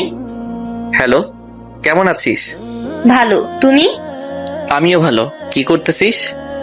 বসে আছি। তুমি? আমিও বসে আছি। আচ্ছা তামিম, একটা প্রশ্ন করব। কর। তুমি কোন ইয়ারে পড়ো? ফাইনাল ইয়ারে। তুই? সত্যি তুমি ফাইনাল ইয়ারে? আমি ফাইনাল ইয়ারে। কোন কলেজে পড়ো? ঢাকা কলেজে। তামিম, তোমার একটা পিক দাও তো। কেন? তোমাকে চেনা চেনা লাগতেছে তাই। কেন বলতো? পিক দিবা কিনা বলো। ওকে ওয়েট, একটু পর আমার একটা ছবি দিলাম। ছবি দেওয়ার সাথে সাথে সুমাইয়া বলল, তামিম, তুমি আমাকে কোনোদিন দেখছো? না তো, কেন? আজকে মাইশের সাথে আমিই ছিলাম। কি তুই? আরো কিছুক্ষণ কথা বলে অফলাইন হয়ে গেলাম। এইভাবে কেটে গেল কয়েকটা দিন। আর 2 দিন পর আমাদের পরীক্ষা, তাই ভালোভাবে প্রস্তুতি নিতে হবে। তাই আর কোনো সময় নষ্ট না করে সব সময় বই নিয়ে ব্যস্ত থাকি। পরীক্ষার দিন। তামিম, তাড়াতাড়ি রেডি হও। ওকে দাঁড়াও, আমি আসতেছি। এরপর রেডি হয়ে কলেজে চলে গেলাম। ওয়ার্নিং বেল দিয়ে দিল, তাই পরীক্ষার হলে ঢুকে পড়লাম। স্যার প্রশ্ন দিয়ে গেল, কিন্তু প্রশ্ন এত সহজ যে 2 ঘন্টার জায়গায় 50 মিনিটে শেষ করে ফেলছি। এইভাবে একে একে সব পরীক্ষা দিয়ে ফেলছি। সব পরীক্ষা মোটামুটি ভালো হয়েছে। আজ পরীক্ষার শেষ দিন, শেষ পরীক্ষাটাও দিয়ে ফেললাম। এখন আমাকে চট্টগ্রাম ফিরতে হবে, তা আঙ্কেলকে বলা দরকার। তাই পরীক্ষা দিয়ে সোজা মাইশাকে নিয়ে বাড়ি চলে আসলাম রাতে। আঙ্কেল, একটা কথা বলার ছিল। বলো। সকালে চট্টগ্রাম যাবে আর কি, ওকে, কোনো সমস্যা নেই। আপনি জানলেন কি করে? মাইশা বলেছে আর বাড়ি যাবা। ঠিক আছে, তবে আসার সময় রিয়ানদেরও নিয়ে আসবা। এখনো বিয়ে হয়নি, তার মধ্যে আমার আব্বু আম্মুকে বিয়ান বানিয়ে ফেলছে। ওনারা কি আসবে? কেন আসবে না? দরকার হলে আমি কল করে বলবো। Okay uncle. এই বলে ডিনার করে রুমে চলে গেলাম আর মা বাবার সাথে কথা ভাবতে লাগলাম। বাবা মা, আবার তোমাদেরকে দেখতে পাবো। তোমরা কেমন আছো? তোমাদেরকে দেখতে আমার খুব ইচ্ছে করছে। এইসব ভাবতে ভাবতে কখন যে ঘুমিয়ে গেলাম নিজেও জানি না। সকালবেলা দরজায় নাড়ার আওয়াজে ঘুমটার 12টা বেজে গেল। আমি উঠে দরজা খুলতেই দেখি মাইশা কফি নিয়ে দাঁড়িয়ে আছে। দরজা খুললেই কফিটা রেখে চলে যায়। আমি সোজা ওয়াশরুমে গিয়ে ফ্রেশ হয়ে এসে নিচে চলে এলাম। তারপর নাস্তা করে রুমে চলে আসলাম। ব্যাগ গুছিয়ে আবার নিচে নেমে এলাম আর আঙ্কেলকে বললাম, আঙ্কেল, যদি কোনো দোষ করে থাকি তো ক্ষমা করবেন। কি যে বলো না তুমি। এ নাও। এইটা কিসের চাবি? তোমার নতুন গাড়ি। এইসবের কি দরকার ছিল আঙ্কেল? আচ্ছা, এসব কথা এখন থাক, তোমার দেরি হয়ে যাচ্ছে। আঙ্কেল আসি। মাইশা আসি। যদি বেঁচে থাকি তো তাহলে আবার আসবো আঙ্কেল। এই বলে যেই গাড়ি নিয়ে গেট দিয়ে বের হয়ে যখনই মেইন রোডে উঠতে যাব, ঠিক তখনই ট্রাকের সাথে আমার গাড়ির অ্যাক্সিডেন্ট হয়ে যায়। কি ভাবছেন গল্প শেষ হয়ে গেল? তাহলে ভুল ভাবছেন, কারণ গল্পের সিজন 2 আসতে চলেছে। সো সবাই সিজন 2 এর জন্য অপেক্ষা করুন আর আমাদের চ্যানেলটি সাবস্ক্রাইব করে রাখুন। ধন্যবাদ। আমি গাড়ি থেকে ছিটকে দূরে পড়ে যাই আর একটা পিলারের সাথে বাড়ি খাই। তারপর আর কিছু মনে নেই। আফটার 5 মান্থস, 5 মাস পর ডক্টর, তামিম এখন কেমন আছে? উনি এখন অনেকটাই বিপদ মুক্ত। তামিম এতদিন কোথায় ছিলেন? আজ হঠাৎ তার সেন্স ফিরে আসে, তাই ওনাকে ঘুমের ওষুধ দিয়ে হালকা ট্রিটমেন্ট করি। এই বলে মাইশা তামিমকে দেখতে তামিমের কেবিনে যায়। মাইশা দেখে তামিম শুয়ে আছে। মাইশা ডাক্তারকে বলল, ডক্টর, তামিমের কখন জ্ঞান ফিরবে? 1 ঘন্টা পরে তামিমের জ্ঞান ফিরবে, তার চেয়ে বেশিও লাগতে পারে। কিন্তু তামিমের জ্ঞান ফেরার পর ওনাকে কোনো প্রশ্ন করবেন না, কারণ এতে পেশেন্টের ক্ষতি হতে পারে। ওকে ডাক্তার। আপনি তাহলে এখানে বসেন। ডাক্তার চলে গেল আর মাইশা তামিমের মাথায় হাত বুলিয়ে দিচ্ছে আর তামিমের দিকে তাকিয়ে আছে আর বলতেছে, তামিম, তুমি কি জানো না আমি তোমাকে কতটা ভালোবাসি? জানো তোমার যদি কিছু হয়ে যায় তাহলে আমি কি নিয়ে বাঁচবো? তামিম, তোমাকে যে খুব বেশি ভালোবেসে ফেলেছি, তোমাকে ছাড়া যে আমি এক মুহূর্তও থাকতে পারি না। এইভাবে কিছুক্ষণ থাকার পর মাইশার চোখে ঘুম আসছে। তাই মাইশা ঘড়ির দিকে তাকিয়ে দেখে বিকেল 3টা বাজে। মাইশা তামিমের হাতের উপর মাথা দিয়ে শুয়ে পড়ে। হঠাৎ কারো হাত নড়াচড়ার কারণে মাইশার ঘুম ভেঙে যায়। মাইশা চোখ খুলে দেখে তামিমের হুঁশ ফিরেছে আর তামিম বলতেছে, আমি এখন কোথায়? আমাকে তুমি বলে কেন ডাকতেছেন? তোমার নাম তামিম, তাই তোমাকে তামিম বলে ডাকতেছি। আমাকে তামিম বলে কেন ডাকতেছেন? আমার নাম তামিম, কিন্তু আপনাকে তো আমি চিনি না। আপনি কে আর আমি বা কে? মাইশা তামিমের এই ব্যবহার মেনে নিতে না পেরে ডাক্তারকে ডাক দিল। Doctor, doctor. ডাক্তার তামিমের কেবিনে ছুটে আসে। কি হয়েছে ম্যাম? তামিম আমাকে চিনতে পারছে না কেন? নিশ্চুপ। কি হলো ডাক্তার, কিছু বলছেন না কেন? যেটা ভেবেছিলাম সেটাই হয়েছে। কি ডক্টর, তামিমের কি হয়েছে? আসলে মাথায় খুব আঘাত লাগায় ওনার স্মৃতি হারিয়ে গেছে। ডাক্তারের কথা শুনে ইতি চমকে যায়। আসলে ওই দিন যখন অ্যাক্সিডেন্ট করি তখন ট্রাকের ধাক্কায় আমি গাড়ি থেকে বাহিরে পড়ে একটা পিলারের সাথে আমার মাথায় আঘাত লাগে। এরপর অ্যাক্সিডেন্টের কিছু সময় পর যখন মাইশা তাদের বাড়ির বাগানে যেতে লাগলো তখন দেখতে পেল তাদের বাড়ির সামনে কিছু লোক জড়ো হয়ে আছে। তাই মাইশা ওইখানে গিয়ে দেখে তামিমের অ্যাক্সিডেন্ট হয়েছে। আমার অ্যাক্সিডেন্ট হয়েছে দেখে মাইশা তার আব্বুকে তাড়াতাড়ি ডাকতে চায়। আঙ্কেল মাইশাকে হাঁপাতে দেখে বলল, কিরে মা, তুই এভাবে হাঁপাচ্ছিস কেন? বাবা, তামিমের অ্যাক্সিডেন্ট হয়েছে। কি বলছিস? চলুন 5 মাস আগে হয়ে যাওয়া ঘটনা শুনে আসি। এই বলে আঙ্কেল আর মাইশা অ্যাক্সিডেন্ট প্লেস চলে আসে আর তামিমকে গাড়িতে তুলে হসপিটালে নিয়ে যায়। কিন্তু ডাক্তাররা তামিমকে ওটিতে নেওয়ার 1 ঘন্টা পর তামিমের ট্রিটমেন্ট করে যখন কিছু হচ্ছে না দেখে ডাক্তাররা জবাব দিল, সরি মিস্টার রফিক, ওনাকে ইমিডিয়েটলি সিঙ্গাপুর হসপিটালে নিয়ে যেতে না পারলে তামিমকে বাঁচানো সম্ভব না। কিন্তু এত তাড়াতাড়ি ফ্লাইট কোথায় পাবো? আমরা জানি না, আপনাকে দ্রুত পেশেন্টকে সিঙ্গাপুর নিয়ে যেতে হবে। ওকে ডাক্তার, তাহলে আমি তামিমকে একটা অ্যাম্বুলেন্সে শিফট করে দেন, আর এখন তামিমকে সিঙ্গাপুরে নিয়ে চলে যাব। কিন্তু এত তাড়াতাড়ি কিভাবে যাব? ফ্লাইট রেডি হতে হতে তো 1 দিন লাগবে। আমাদের প্রাইভেট প্লেন করে চলে যাব। ওকে আব্বু। ডাক্তার, তামিম অ্যাম্বুলেন্সকে শিফট করে দেন। ওকে। কিছুক্ষণ পর তামিমকে অ্যাম্বুলেন্সে শিফট করা হলো। তারপর অ্যাম্বুলেন্স নিয়ে এয়ারপোর্টের দিকে রওনা দিল আর মাইশা তামিমের হাত ধরে কাঁদতে কাঁদতে বলল, তামিম, তুমি এইভাবে আমার সাথে কথা না বলে থাকতে পারবে না। তামিম, কথা বলো প্লিজ। তামিম, কথা বলো। তামিম, তোমার এই অবহেলা যে আমি সহ্য করতে পারি না। মাইশার এই অবস্থা দেখে আঙ্কেল বলল, কাঁদিস না মা, দেখ সব ঠিক হয়ে যাবে। নিজের মেয়ের অবস্থা দেখে বাবার সান্ত্বনা দেওয়া ছাড়া আর কি করার আছে, তাই সান্ত্বনা দিচ্ছেন। আর কি বা করবেন। দেখতে দেখতে অ্যাম্বুলেন্স এয়ারপোর্টে পৌঁছে গেল। এরপর তামিমকে অ্যাম্বুলেন্স থেকে প্লেনে শিফট করা হলো। প্লেন স্টার্ট করলো। রাত 9টার দিকে প্লেনটি সিঙ্গাপুরের এয়ারপোর্টে ল্যান্ড করলো। এরপর তামিমকে নিয়ে হাসপাতালে ভর্তি করায়। তামিমকে ওটিতে নেওয়া হয়। কিছুক্ষণ পর ডাক্তার বেরিয়ে আসলো। ডাক্তারকে বেরিয়ে আসতে দেখে আঙ্কেল আর মাইশা ডাক্তারের কাছে গিয়ে ডাক্তারকে বলে, ডক্টর, তামিমের কি অবস্থা? ডাক্তার নিশ্চুপ। কি হলো, চুপ কেন ডাক্তার? আমরা অপারেশন সাকসেসফুল করেছি, কিন্তু কি ডাক্তার? আপনাদের পেশেন্টের কোমায় চলে গেছে। তামিমের কি জ্ঞান ফিরবে না কখনো? ফিরবে, কিন্তু কবে ফিরবে তামিমের জ্ঞান? আমরা ঠিক বলতে পারবো না, তবে হয়তো একদিন ফিরতেও পারে, আবার 1 মাসও ফিরতে পারে, আবার তার থেকে বেশিও লাগতে পারে। কি, আমরা কি তামিমকে দেখতে পারবো না? এখন তো দেখা যাবে না। মাইশা ডাক্তারের কথা না শুনে তামিমকে দেখতে ওটির দিকে যায় আর দরজার ওপাশ থেকে দেখে আর কান্না করতে থাকে। এইবার বাস্তবে ফিরে আসি। আমরা কি তামিমকে দেখতে পারবো না? এখন তো দেখা যাবে না।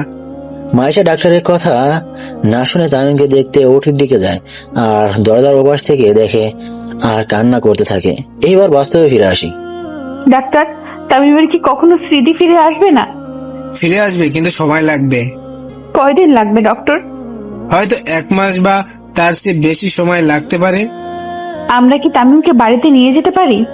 না, কারণ উনি এখনো পুরোপুরি সুস্থ না। ওকে, কিন্তু কবে বাড়িতে নিয়ে যেতে পারবো? 2-1 দিন পর নিয়ে যেতে পারবেন, যদি সর্বোচ্চ নিরাপত্তা দিতে পারেন। ওকে ডক্টর। এতক্ষণ পর্যন্ত আমি ডাক্তার আর এই মেয়ের কথা শুনতেছি, কিন্তু আমি কে, কি বা আমার পরিচয়? এই মেয়েটা আমার নাম তামিম কেন বলতেছে? তাহলে কি আমার নাম তামিম? কিন্তু এই মেয়েটি বা কে? না, আমি আর এসব ভাবতে পারছি না। মাথাটা কেমন জানি ব্যথা করতেছে। আস্তে আস্তে আমার চোখ বন্ধ হয়ে আছে, তারপর আবার ঘুমিয়ে পড়লাম। ডাক্তারের সাথে কথা বলে আঙ্কেলকে কল দেই, কিন্তু প্রথমবারে কল ধরেনি, দ্বিতীয়বারে কল ধরলো। তখন মাইশা বলল, আব্বু, তুমি কোথায়? তোর জন্য খাবার আনতে হোটেলে আসছি। ওকে, আসতেছি। এই বলে আঙ্কেল কিছু খাবার নিয়ে হাসপাতালে চলে আসে আর মাইশার কাছে গিয়ে বলে, কি হয়েছে? মাইশার বাবা বলে কান্না করে দিল। কি হলো, কাঁদছিস কেন? তামিমের কেবিনে চলো। চল আগে খাবারগুলো খেয়ে নে। খাবো না আমি। এরকম করে না, দেখ তুই কিছু না খাস তাহলে তুই তো রোগা হয়ে যাবি, তখন তামিমকে কে দেখবে? এরপর মাইশা নাস্তাগুলো খেয়ে নেয়। নাস্তা খেয়ে আঙ্কেল আর মাইশা আমার কেবিনে আসে। কেবিনের দরজা বন্ধ হওয়ার শব্দে ঘুমটা ভেঙে যায়। আমি চোখ খুলে দেখি একটা মেয়ে আর একটা লোক, মাইশা আর আঙ্কেল।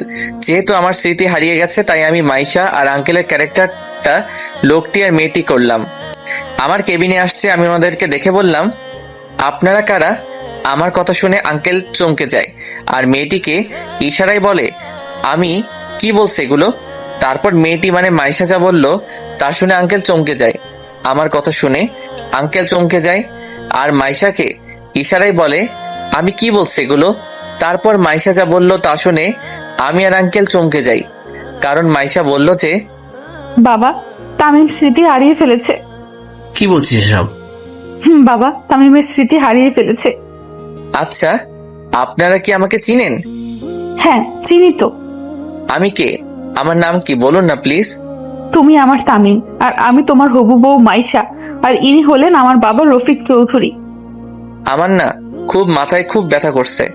আপনারা যদি বাইরে যেতেন তাহলে আমি ঘুমিয়ে যেতে পারবো। কেন নই, তুমি ঘুমিয়ে যাও, আমরা বাইরে আছি। এই বলে মাইশা আর আঙ্কেল বাহিরে চলে গেলেন আর আমি শুয়ে পড়লাম। মাইশা আর আঙ্কেল বাহির হয়ে সোজা একটা টুলে বসে পড়লেন আর মাইশাকে বললেন, তামিমকে কি কখনো স্মৃতি ফিরে আসবে না?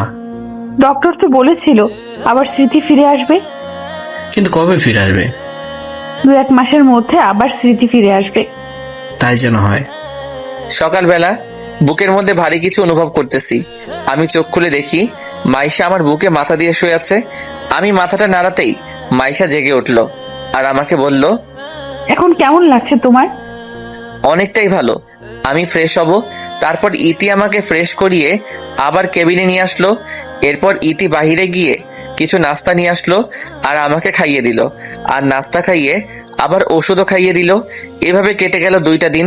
এখন আমি অনেকটাই সুস্থ, হাঁটতে পারি পুরোপুরি, কিন্তু এখনো আমার স্মৃতি ফিরে আসেনি। আমি সুস্থ দেখে মাইশা আঙ্কেলকে বলল, বাবা, তামিম এখন অনেকটাই সুস্থ। ডাক্তারকে বলে রিলিজের ব্যবস্থা করো, আর আমরা আজকেই বাংলাদেশে যাব। ওকে, আমি এখন ডাক্তার কাছে যাচ্ছি।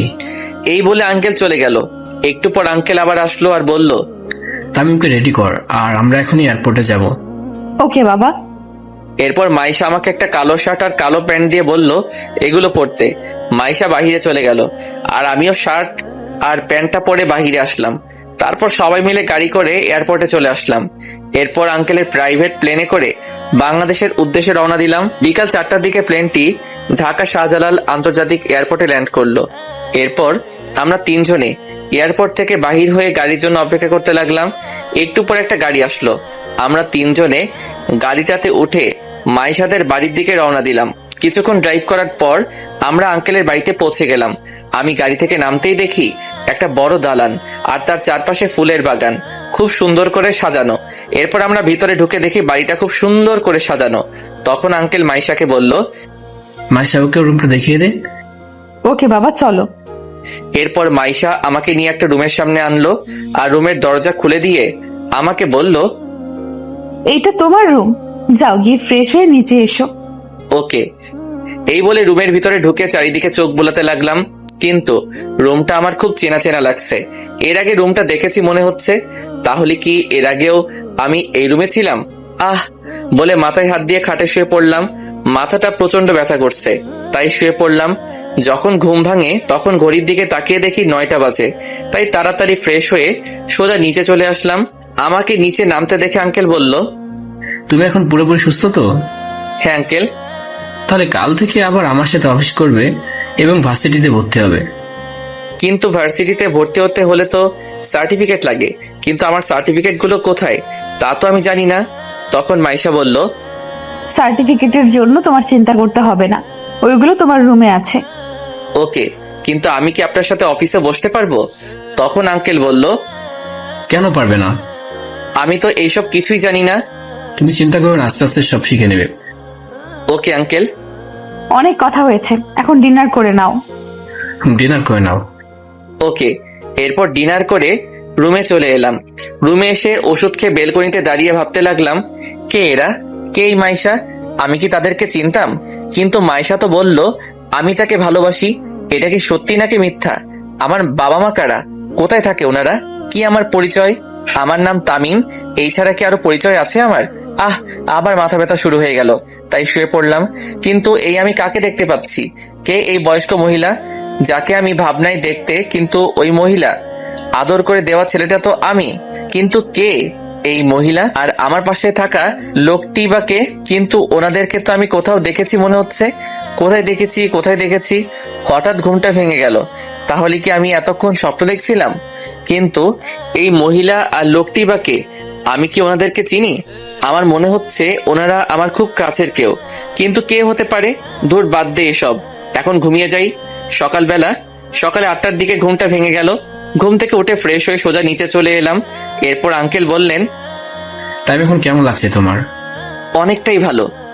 চেয়ারে বসে আর নাস্তা করে নাও। Okay uncle. চেয়ারে বসে নাস্তা করতে লাগলাম। এমন সময় মাইশা বলল, তামিম, তোমার সার্টিফিকেট পাইছো? পাইছি, কিন্তু আঙ্কেল আপনাকে একটা কথা বলার ছিল। বলো, কি কথা? আমার আম্মু আব্বু কোথায়? ওনারা কি নেই? আমি তো জানি না।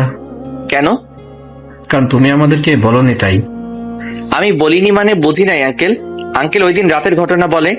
ও নাস্তা খাওয়া শেষ করে রেডি হয়ে আসো। কেন? ভার্সিটিতে যেতে হবে আর আমাদের ভর্তি হতে হবে। এমনিতেই অনেক দিন দেরি হয়ে গেছে। ওকে, কিন্তু আপনাকে যেতে হবে না, আমি একাই ভর্তি হতে পারবো। আমি অন্য ভার্সিটিতে ভর্তি হব। কেন? আমার সাথে গেলে সমস্যা কি? কোনো সমস্যা নাই। তাহলে আমার সাথে পড়তে অসুবিধা কোথায়? আমার অন্য ভার্সিটিতে পড়তে চাই, তাই আপনার সাথে আপনার ভার্সিটিতে পড়তে চাই না। কিন্তু তখন আঙ্কেল বলল, আচ্ছা মা, বাদ দে তো, তামিম যখন চাইবে তখন ওকে ওর মতো চলতে দে। কিন্তু বাবা। কোনো চিন্তা নাই, তামিম যাও গিয়ে রেডি হয়ে এসো। এই বলে আমি রুমে এসে একটা নর্মাল শার্ট আর প্যান্ট পরে নিচে এলাম। আমাকে এসব কাপড় পরতে দেখে আঙ্কেল বললেন, এগুলো তুমি কি পরেছো? কেন, শার্ট আর প্যান্ট পরছি। দামি দামি শার্ট থাকতে এই খ্যাতমার্কা শার্ট পরছো কেন? আমাকে এগুলো তো ভালোই লাগছে, আপনি আর না করবেন না। ওকে, সব কাগজপত্র নিয়েছো? নিছি। এই নাও কার্ড, আর পাসওয়ার্ড হলো। এটা কিসের কার্ড? এই ক্রেডিট কার্ড, তোমার যখন যা ইচ্ছে খরচ করতে পারো। না আঙ্কেল, আমার লাগবে না। আমাকে শুধু ভর্তি ফি আর 500 টাকা দেন, তাতেই হবে। ওকে নাও, আর এটা তোমার অফিসের কার্ড, ক্লাস করে অফিসে চলে এসো। Okay uncle. এই বলে আমি যখনই বাহির হতে যাব তখনই মাইশা বলল, গাড়ি নিয়ে যাবে না? না, আমি রিক্সা নিয়ে যাব। ওকে। কি তামিমের স্বভাব এইভাবে পাল্টে গেল কেন? ও তো আগে এইরকম খ্যাত হয়ে চলতো না। তাহলে কি স্মৃতিশক্তি যাওয়ার সাথে তামিমের নিজস্ব পার্সোনালিটি চেঞ্জ হয়ে গেছে? আমাকে যেইভাবেই হোক তামিমের স্মৃতি আবার ফিরিয়ে আনতে হবেই। এই বলে বাসা থেকে বাহির হয়ে রিক্সার জন্য অপেক্ষা করতে লাগলাম। অনেকক্ষণ দাঁড়িয়ে থাকার পর একটা রিক্সা পেলাম। এরপর রিক্সা নিয়ে ভার্সিটির দিকে রওনা দিলাম। কিছুক্ষণ পর ভার্সিটি পৌঁছে গেলাম। রিক্সা ভাড়া দিয়ে ভার্সিটিতে প্রবেশ করলাম আর চারিদিকে চোখ বোলাতে লাগলাম। চারিদিকে সবাই স্মার্ট আর বড় লোকের ছেলে, শুধু আমি একা খ্যাত হয়ে ভার্সিটিতে ঢুকলাম। এরপর আমি অফিসে গিয়ে ভর্তি হয়ে ক্লাসরুমে এসে বসলাম। একটু পর স্যার আসলো আর আমার পরিচয় জানতে চাইলে পরিচয়টা বললাম।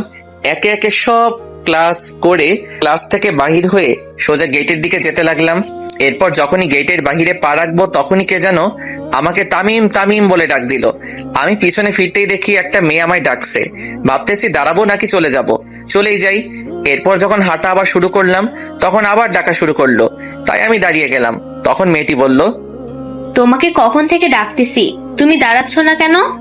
আপনি আমায় ডাকছিলেন? তো কাকে ডাকবো? এখানে তুমি ছাড়া আর কেউ নেই। এইবার বলেন আমাকে কেন ডেকেছেন? তুমি এতদিন কোথায় ছিলে? আমি কোথায় ছিলাম তা আপনাকে বলবো কেন? আপনি কে জানার? কেন, আমি তোমার ফ্রেন্ড, আমি তো জানতেই পারি তুমি এতদিন কোথায় ছিলে। আমি তো আপনাকে চিনি না। আমি সুমাইয়া, তুমি আমাকে চিনতে পারছো না? সরি, আমি সুমাইয়া নামের কাউকে চিনি না। আর আপনাকে তো আমি কোনোদিন দেখিই নাই, আজ প্রথম দেখলাম আপনাকে। কি বলছো তুমি এসব? আমি সত্যি বলছি। আর পথ ছাড়েন, আমার যেতে হবে। আর কোনোদিন আমায় বিরক্ত করবেন না। এই বলে সোজা বাসায় চলে আসলাম। বাসায় গিয়ে দেখি মাইশা আমার আগে কলেজ থেকে চলে আসলো। আমাকে আসতে দেখে মাইশা বলল, আজ কলেজ কেমন কাটলো? ভালো, আমি ফ্রেশ হয়ে আসি। এই বলে সোজা রুমে চলে আসলাম। দেখতে দেখতে 2টা মাস চলে গেল। এখন আমার সব স্মৃতি মনে পড়ে গেছে। কলেজেও অনেক ফ্রেন্ড হয়ে গেছে। আঙ্কেলের কোম্পানিতেও কাজ করি। বাবা মায়ের কথা খুব মনে পড়তেছে। বাবা মাকে খুব মিস করতেছি। ভাবতেছি বাড়ি ফিরে যাব, কিন্তু এর আগে আমাকে প্রতিষ্ঠিত হতে হবে, তারপর বাড়ি ফিরে যাব। আজ 19শে জানুয়ারি 2022 সাল। 19শে জানুয়ারি মাইশার জন্মদিন, মানে আর একদিন পরই ইতির বার্থডে। তাই আঙ্কেল আমাকে বলল, তামিম, কাল ইতির বার্থডে, তাই আমি চাই বার্থডে সব দায়িত্ব তোমাকেই নিতে হবে। ওকে আঙ্কেল, আপনি কোনো চিন্তা করবেন না, আমি সব সামলে নিব। ওকে, তুমি এখন যাও, আমি একটু পরে আসবো। না আঙ্কেল, এখন অনেক রাত হয়ে গেছে, সো আপনি চলে যান। আমি না হয় ফাইলগুলো দেখে আসতেছি। ওকে, তাহলে আমি যাই। এই বলে আঙ্কেল গাড়ি নিয়ে বাসায় চলে গেলেন। আর আমি ফাইলগুলো রেখে কিছুক্ষণ পর বাসায় চলে আসলাম। বাসায় এসে ফ্রেশ হয়ে ঘুমিয়ে পড়লাম, কিন্তু কোনোভাবেই ঘুম আসতেছে না। তাই ছাদে চলে গেলাম। ছাদে একটু দাঁড়িয়ে আবার রুমে চলে আসলাম। রুমে এসে আবার শুয়ে গেলাম। ফ্রেশ হয়ে নিচে নাস্তা করতে এলাম। নাস্তা করতে বসছি, এমন সময় আঙ্কেল বললেন, কাজ কত দূরে গিয়েছে? সন্ধ্যার আগে হয়ে যাবে সবকিছু। তখন মাইশা বলল, কিসের কাজ বাবা? কোম্পানির কাজ। ও হুম। বাবা, আমি আজ একটু বান্ধবীর বাসায় যাব, আস্তে আস্তে সন্ধ্যা হয়ে যাবে। ওকে, সমস্যা নাই। থ্যাংক ইউ আব্বু, তাহলে আমি যাই আব্বু। ওকে, সাবধানে যাও। ওকে। এই বলে মাইশা গাড়ির চাবি নিয়ে বান্ধবীর বাড়ি চলে গেল। তখন আঙ্কেল আমাকে বলল, তামিম, তুমি তোমার কাজ করো। Okay uncle. এরপর আমি সোজা ডেকোরেশনের দোকানে চলে গেলাম। এরপর বার্থডের জন্য সব অ্যারেঞ্জ করে সোজা অফিসে চলে গেলাম। মাইশা বাড়িতে প্রবেশ করে দেখে বাড়িতে কেউ নেই, পুরো বাড়িটা ফাঁকা। মাইশা এদিক ওদিক দেখতে লাগলো, কিন্তু কেউ নেই। তাই মাইশা সোজা ছাদে চলে গেল। ছাদে গিয়ে দেখে সব লাইট অফ। একটু পা বাড়াতে সব লাইট জ্বলে উঠলো আর আকাশে বাজি ফাটলো আর লেখা উঠলো, happy birthday to dear Maisha. Maisha এসব দেখে অবাক হয়ে যায় আর স্টেজের দিকে এগোতেই সবাই মাইশাকে উইশ করে। এরপর মাইশা কেকটা কাটলো। কেকটা কেটে আঙ্কেলকে খাইয়ে দিল আর আঙ্কেলও মাইশাকে খাইয়ে দিল। এরপর আরেকটা কেকের টুকরা নিয়ে আমাকে খাইয়ে দিতে চাইলে আমি আমার হাতে নিয়ে নিলাম। কেক কাটা পর্ব শেষ হলে আঙ্কেল মাইকে অ্যানাউন্স করলেন, আজ আপনাদেরকে একটা খুশির খবর দেওয়ার আছে। আর তা হলো আগামী 3 আগস্ট আমার মেয়ে মাসের সাথে আমার ভাইয়ের ছেলে তামিমের সাথে এঙ্গেজমেন্টের দিন ঠিক করা হলো। আঙ্কেলের কথা শুনে জন্মদিনে আসা সবাই হাততালি দিতে লাগলো। কিন্তু আঙ্কেলের এই অ্যানাউন্সটা আমার ভালো না লাগলেও অন্য আরেকজন এই অ্যানাউন্সটা শুনে খুব খুশি হলো। আর সে কেউ নয়, সে হলো মাইশা। মাইশাকে দেখেই বোঝা যাচ্ছে মাইশা খুব খুশি, কিন্তু আমি মোটেও খুশি না। কারণ বামুন হয়ে চাঁদে হাত দেওয়ার অধিকার আমাদের মতো গরিবের নাই। তাই আমার মাইশাকে বিয়ে করার স্বপ্ন না দেখাই ভালো। আমি আর ওইখান থেকে সোজা নিচে চলে আসলাম, কিন্তু নিচে এসে দেখি যে একটা মেয়ে একটা সোফায় বসে আছে আর কান্না করছে। আমি কাছে গিয়ে দেখি এ আর কেউ নয়, এই সেই মেয়ে যার জন্য আমার বাড়ি ছাড়া হতে হয়েছিল, কলেজ ছাড়া হতে হলো। আর সে হলো অবনী। অবনীকে দেখে আমার প্রচুর রাগ হচ্ছে, কিন্তু ও এখানে কেন? আমি ওকে দেখে ওর কাছে গিয়ে বসলাম। আমাকে দেখে অবনী বলল, তামিম, তুমি এইখানে কেন? আর মাহেশের সাথে তোমার কিসের সম্পর্ক? সরি ম্যাডাম, আমার ব্যক্তিগত ব্যাপার আমি কাউকে বলি না। তামিম, প্লিজ বলো, মাহেশের সাথে তোমার কিসের সম্পর্ক? আগে বলেন তো, আপনি এখানে কেন? আমি মাহেশের চাচাতো বোন, এবার বলো প্লিজ। আঙ্কেল মাইকে অ্যানাউন্স করছে, তা শুনতে পাননি? আমি মাইশাকে ভালোবাসি আর মাইশাও আমাকে ভালোবাসে, তাই আঙ্কেল আমার সাথে মাইশার বিয়ে ঠিক করেছে। আপনি নিশ্চয়ই শুনেছেন, আগামী মাসের 3 তারিখ আমার আর মাইশার এঙ্গেজমেন্ট। তুমি সত্যি বিয়েটা করবে তামিম?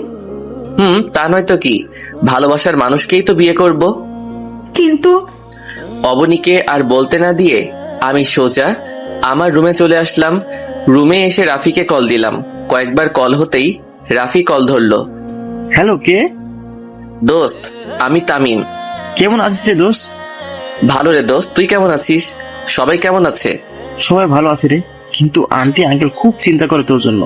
তুই ফিরে আয় প্লিজ। সরি রাফি, এটা আর সম্ভব না। কেন সম্ভব না? তুই কি আর ওইখানে আসবি না? আসবো, তবে আগে আমি আমার পড়াশোনা শেষ করব, নিজে প্রতিষ্ঠিত হব, তারপর গ্রামে ফিরে আসব। কিন্তু আন্টি আঙ্কেলের অবস্থা খুব খারাপ। ওকে, আমি কিছু টাকা পাঠাচ্ছি তোর নাম্বারে, তা আম্মুকে দিস আর বলবি তামিম আবার চলে আসবে, তবে একটু ধৈর্য ধরতে বলিস। টাকা আমি দিছি বলবি। ওকে, টাকা কখন দিবি? আমি টাকা দেওয়ার পর তোকে আবার কল দিব। এখন রাখি, বাই। ওকে ভাই, ভালো থাকিস, নিজের খেয়াল রাখিস। এরপর কলটা কেটে দিয়ে ফ্রেশ হয়ে ঘুমিয়ে পড়লাম। সকালবেলা বুকের উপর ভারী কিছু অনুভব করছি। আস্তে আস্তে চোখ খুলে দেখি অবনী আমার বুকের উপর শুয়ে আছে। কিন্তু কিভাবে?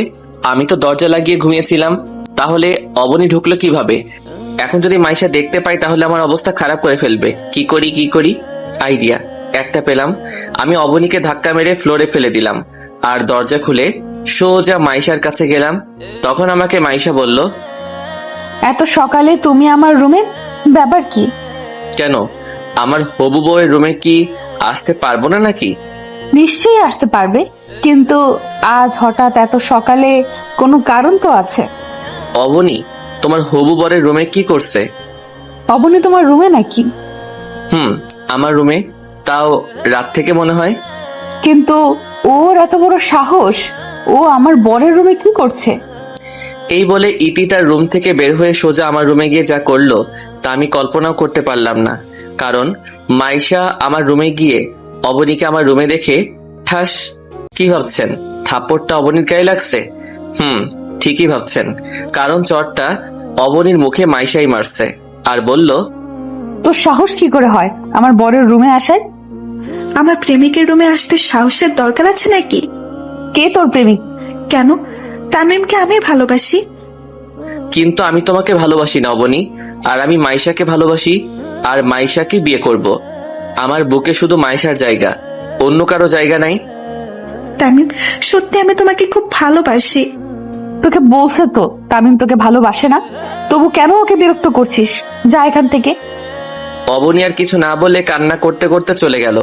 অবনী চলে যাওয়ার পর মাইশা আমাকে শক্ত করে জড়িয়ে ধরলো, যেন ছেড়ে দিলে কোথায় হারিয়ে যাব।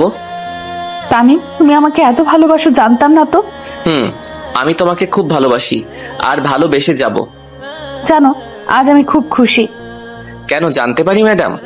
এই যে আজ আমার সব আশা পূরণ হলো। কি আশা পূরণ হলো শুনি? তোমাকে আমার নিজের করে পেলাম, তাই। জানো, তোমাকে প্রথম দেখায় ভালো লেগে যায়, কিন্তু তোমাকে ভালোবাসার প্রস্তাব দিলে তুমি যখন আমায় ফিরিয়ে দিয়েছিলে, জানো, তখন আমার মনে হয় আমার মাথার উপর যেন আকাশ ভেঙে পড়েছে। আর তুমি যখন আমাকে তোমার সাথে ফ্রেন্ডশিপের কথা বললে, খুব খুশি হয়েছিলাম। আমাকে ছেড়ে কখনো কোথাও যাবে না তো? যাব না, তোমাকে ছাড়া কখনো ছেড়ে যাব না। সত্যি? আচ্ছা চলো, ব্রেকফাস্ট করবে, চলো। চলো আমি ফ্রেশ হয়ে আসি। ওকে, তুমি আসো, আমি যাই। এরপর আমি ফ্রেশ হয়ে নিচে নেমে দেখি সবাই বসে আছে আমার জন্য, কিন্তু অবনীকে কোথাও দেখতে পাচ্ছি না। তাহলে কি অবনী চলে গেছে? যাক বাবা, ভালোই হয়েছে, আপদটা বিদায় হয়েছে। এরপর গিয়ে যখনই চেয়ারে বসবো তখন দেখি অবনী রান্নাঘর থেকে বাহির হচ্ছে। ধুরু, আর ভালো লাগে না। অবনী এখান থেকে কবে যাবে? নাস্তা করে আঙ্কেলকে বললাম, আঙ্কেল আমি অফিসে যাচ্ছি, আপনি বাসায় বিশ্রাম করুন। ভার্সিটিতে যাবে না? যাব, ভার্সিটি থেকে ক্লাস করে অফিসে যাব। আচ্ছা, তাহলে অবনীকে আর মাইশাকে তোমার ভার্সিটি অ্যাডমিশন করিয়ে দিও তো। এই মেরেছে, এখন কি হবে? দূর, ভালো লাগে না। যেটার ভয় পেয়েছি সেটাই হলো। তার মানে অবনী এখানেই থাকবে, কিন্তু কেন? ওর বাবার কলেজ থাকতে এখানে কেন পড়তে হবে? নাকি আমাকে ফাঁসানোর প্ল্যান করতেছে? কি ভাবছো তামিম? কই কিছু না তো। আঙ্কেল আমার ভার্সিটিতে কেন? মাইশা যে ভার্সিটিতে পড়ে ওই ভার্সিটিতে তো। ঠিক আছে, আমি ভাবছিলাম সবাই যদি একই ভার্সিটিতে পড়ে তাহলে খুব ভালো হয়। ওকে, আপনার যেটা ভালো মনে হয় ওইটাই করেন। ওকে, তুমি ইতি আর অবনী তোমাদের ভার্সিটিতে অ্যাডমিশনের ব্যবস্থা করে নিও। ওকে আঙ্কেল, আপনারা রেডি হয়ে নিচে আসুন, আমি গাড়িতে অপেক্ষা করতেছি। ওকে। এরপর আমি নিচে নেমে গাড়িতে অপেক্ষা করতেছি। ধুর, ভালো লাগে না। চাইছিলাম অবনীর থেকে দূরে থাকতে, কিন্তু এই তো একেবারে আঙ্কেলের বাড়িতে সেট হয়ে গেছে। কিন্তু কেন? নাকি আমাকে অবনীর প্রেমে ফাঁসানোর জন্য? অবনীর চাল এটা। না, আমি কিছুতেই ওর ফাঁদে পা দিব না। এইসব ভাবতেছি, হঠাৎ মাইশা বলল, কি হলো? কখন থেকে গাড়িতে উঠে বসে আছি, কিন্তু তোমার গাড়ি স্টার্ট করার কোনো নামই নাই। কি সব ভাবতেছো? ও তোমরা এসে গেছো? তখন অবনী বলল, আমরা তো অনেক আগেই এসেছি, কিন্তু আপনার তো গাড়ি স্টার্ট করার কোনো নামই নেই। তাহলে যাওয়া যাক। সব কাগজপত্র নিছো তো? নিছি। তারপর গাড়ি স্টার্ট করে সোজা ভার্সিটিতে চলে আসলাম।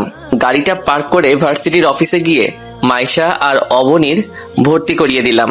এরপর তিনজনে ক্লাসে চলে আসলাম। যেহেতু সবাই একই ক্লাসে আর একই বিভাগে পড়ি, তাই তিনজনই একই ক্লাসে গিয়ে বসলাম। এরপর স্যার এসে ক্লাস করালেন। তারপর একে একে সব ক্লাস করে বাহিরে চলে আসলাম, কিন্তু মহারানীদের আসার নাম নাই। আমি মাঠের একপাশে সিঁড়িতে গিয়ে বসলাম। হঠাৎ একটা মেয়ে এসে বলে, হাই, আমি নীলা। তো আমি কি করব? কিছু করতে হবে না। এই তো গুড। এরপর পিছনে ফিরতেই দেখি মাইশা আর অবনী দাঁড়িয়ে। আমি ওদের চোখের দিকে তাকাতেই দেখি চোখগুলো রাগে লাল হয়ে গেছে। মনে হচ্ছে যেন ওই চোখের ভিতর থেকে আগুন বাহির হবে। আমি তো ভয়ে শেষ। এখন কি হবে? কি আর হবে? আমি তো আর ইচ্ছে করে ওর সাথে কথা বলিনি।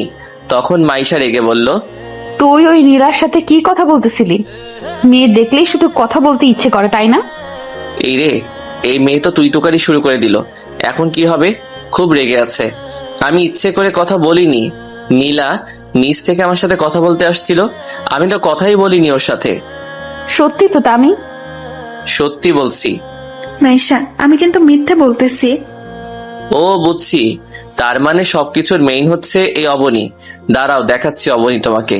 আমাকে কলেজ থেকে টিসি দিয়ে এখন আবার আমার আর মাইশার মাঝে ফাটল ধরাতে আসছো? মাইশা কলিজা আমার, বিশ্বাস করো আমি নিজ থেকে ওই মেয়েটার সাথে কথা বলিনি। মাইশাকে কলিজা ডাকতে শুনে অবনী রাগে ফেটে যাচ্ছে, মনে হচ্ছে যেন কাঁচা খেয়ে ফেলবে আমাকে।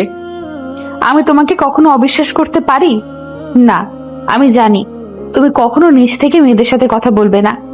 অবনীকে আরো রাগানোর জন্য মাইশাকে বললাম, কলিজা চলো যাওয়া যাক, অনেক দেরি হয়ে গেছে, অফিসে যেতে হবে তো। মাইশার একটা হাত ধরে বললাম। আমাকে মাইশার হাত ধরতে দেখে অবনী আর থাকতে না পেরে গাড়িতে গিয়ে বসে পড়লো। আমিও খুশি। অবনী এখন কেমন লাগে? আমাকে ভালোবাসতে আসছো? তখন তো বলেছিলে আমার কিছু নেই, তাহলে আজ কেন আমাকে ভালোবাসতে আসছো? অবনী, তোমাকে আমি কোনোদিন ভালোবাসতে পারবো না, কারণ আমি মাইশাকে খুব ভালোবাসি। কি হলো, চলো। চলো। আজ কিন্তু আমরা একটা রেস্টুরেন্টে যাব। কিন্তু অবনী বলে উঠলো, রেস্টুরেন্টে কেন? আজ দুপুরের খাবার রেস্টুরেন্টেই খাবো। আমি যাব না। কেন যাবি না? আমার রেস্টুরেন্টের খাবার ভালো লাগে না। তামিম, তুমি গাড়ি স্টার্ট দাও আর একটা রেস্টুরেন্টের সামনে গাড়িটা থামাবা। ওকে মহারানী। এরপর গাড়ি ড্রাইভ করে সোজা একটা রেস্টুরেন্টের সামনে গাড়িটা পার্কিং করলাম। তারপর তিনজনে রেস্টুরেন্টে ঢুকলাম আর একটা ভিআইপি কেবিনে বসলাম। আমি আর মাইশা পাশাপাশি বসলাম আর অপর পাশে বসে আছে অবনী। এরপর ওয়েটার আসলে খাবার অর্ডার করা হয়। এরপর ওয়েটার আসার আগ পর্যন্ত একটু প্রেম করে নেই। তারপর আমি মাইশার কাঁধে মাথা রাখলে মাইশা বলল, এই কি করছো? দেখো অবনীর সামনে বসে আছে। আমার তো এতক্ষণ অবনীর কথাই মনেই ছিল না। সরি কলিজা। একটু পর ওয়েটার খাবার নিয়ে চলে আসলো। এরপর আমি খাবার বাসনে নিয়ে আঙুল দিয়ে খেলা করতেছি। মাইশা আমার এই অবস্থা দেখে বলল, কি হলো, তুমি খাচ্ছ না কেন? তোমার হাতে খেতে ইচ্ছে করছে। দেখছো না সামনে অবনী বসে আছে, পরে আমার হাতে খেতে পারবে? আচ্ছা ঠিক আছে, রাতে কিন্তু তোমার হাতে ছাড়া আমি খাবার খাবো না। আচ্ছা ওকে, এখন খেয়ে নাও। আমার আর মাইশার চুপি চুপি কথা বলতে দেখে অবনী বলল, কিরে, তোরা খাবার না খেয়ে চুপি চুপি কি বলতেছিস? কিছু না তো। কিছু না।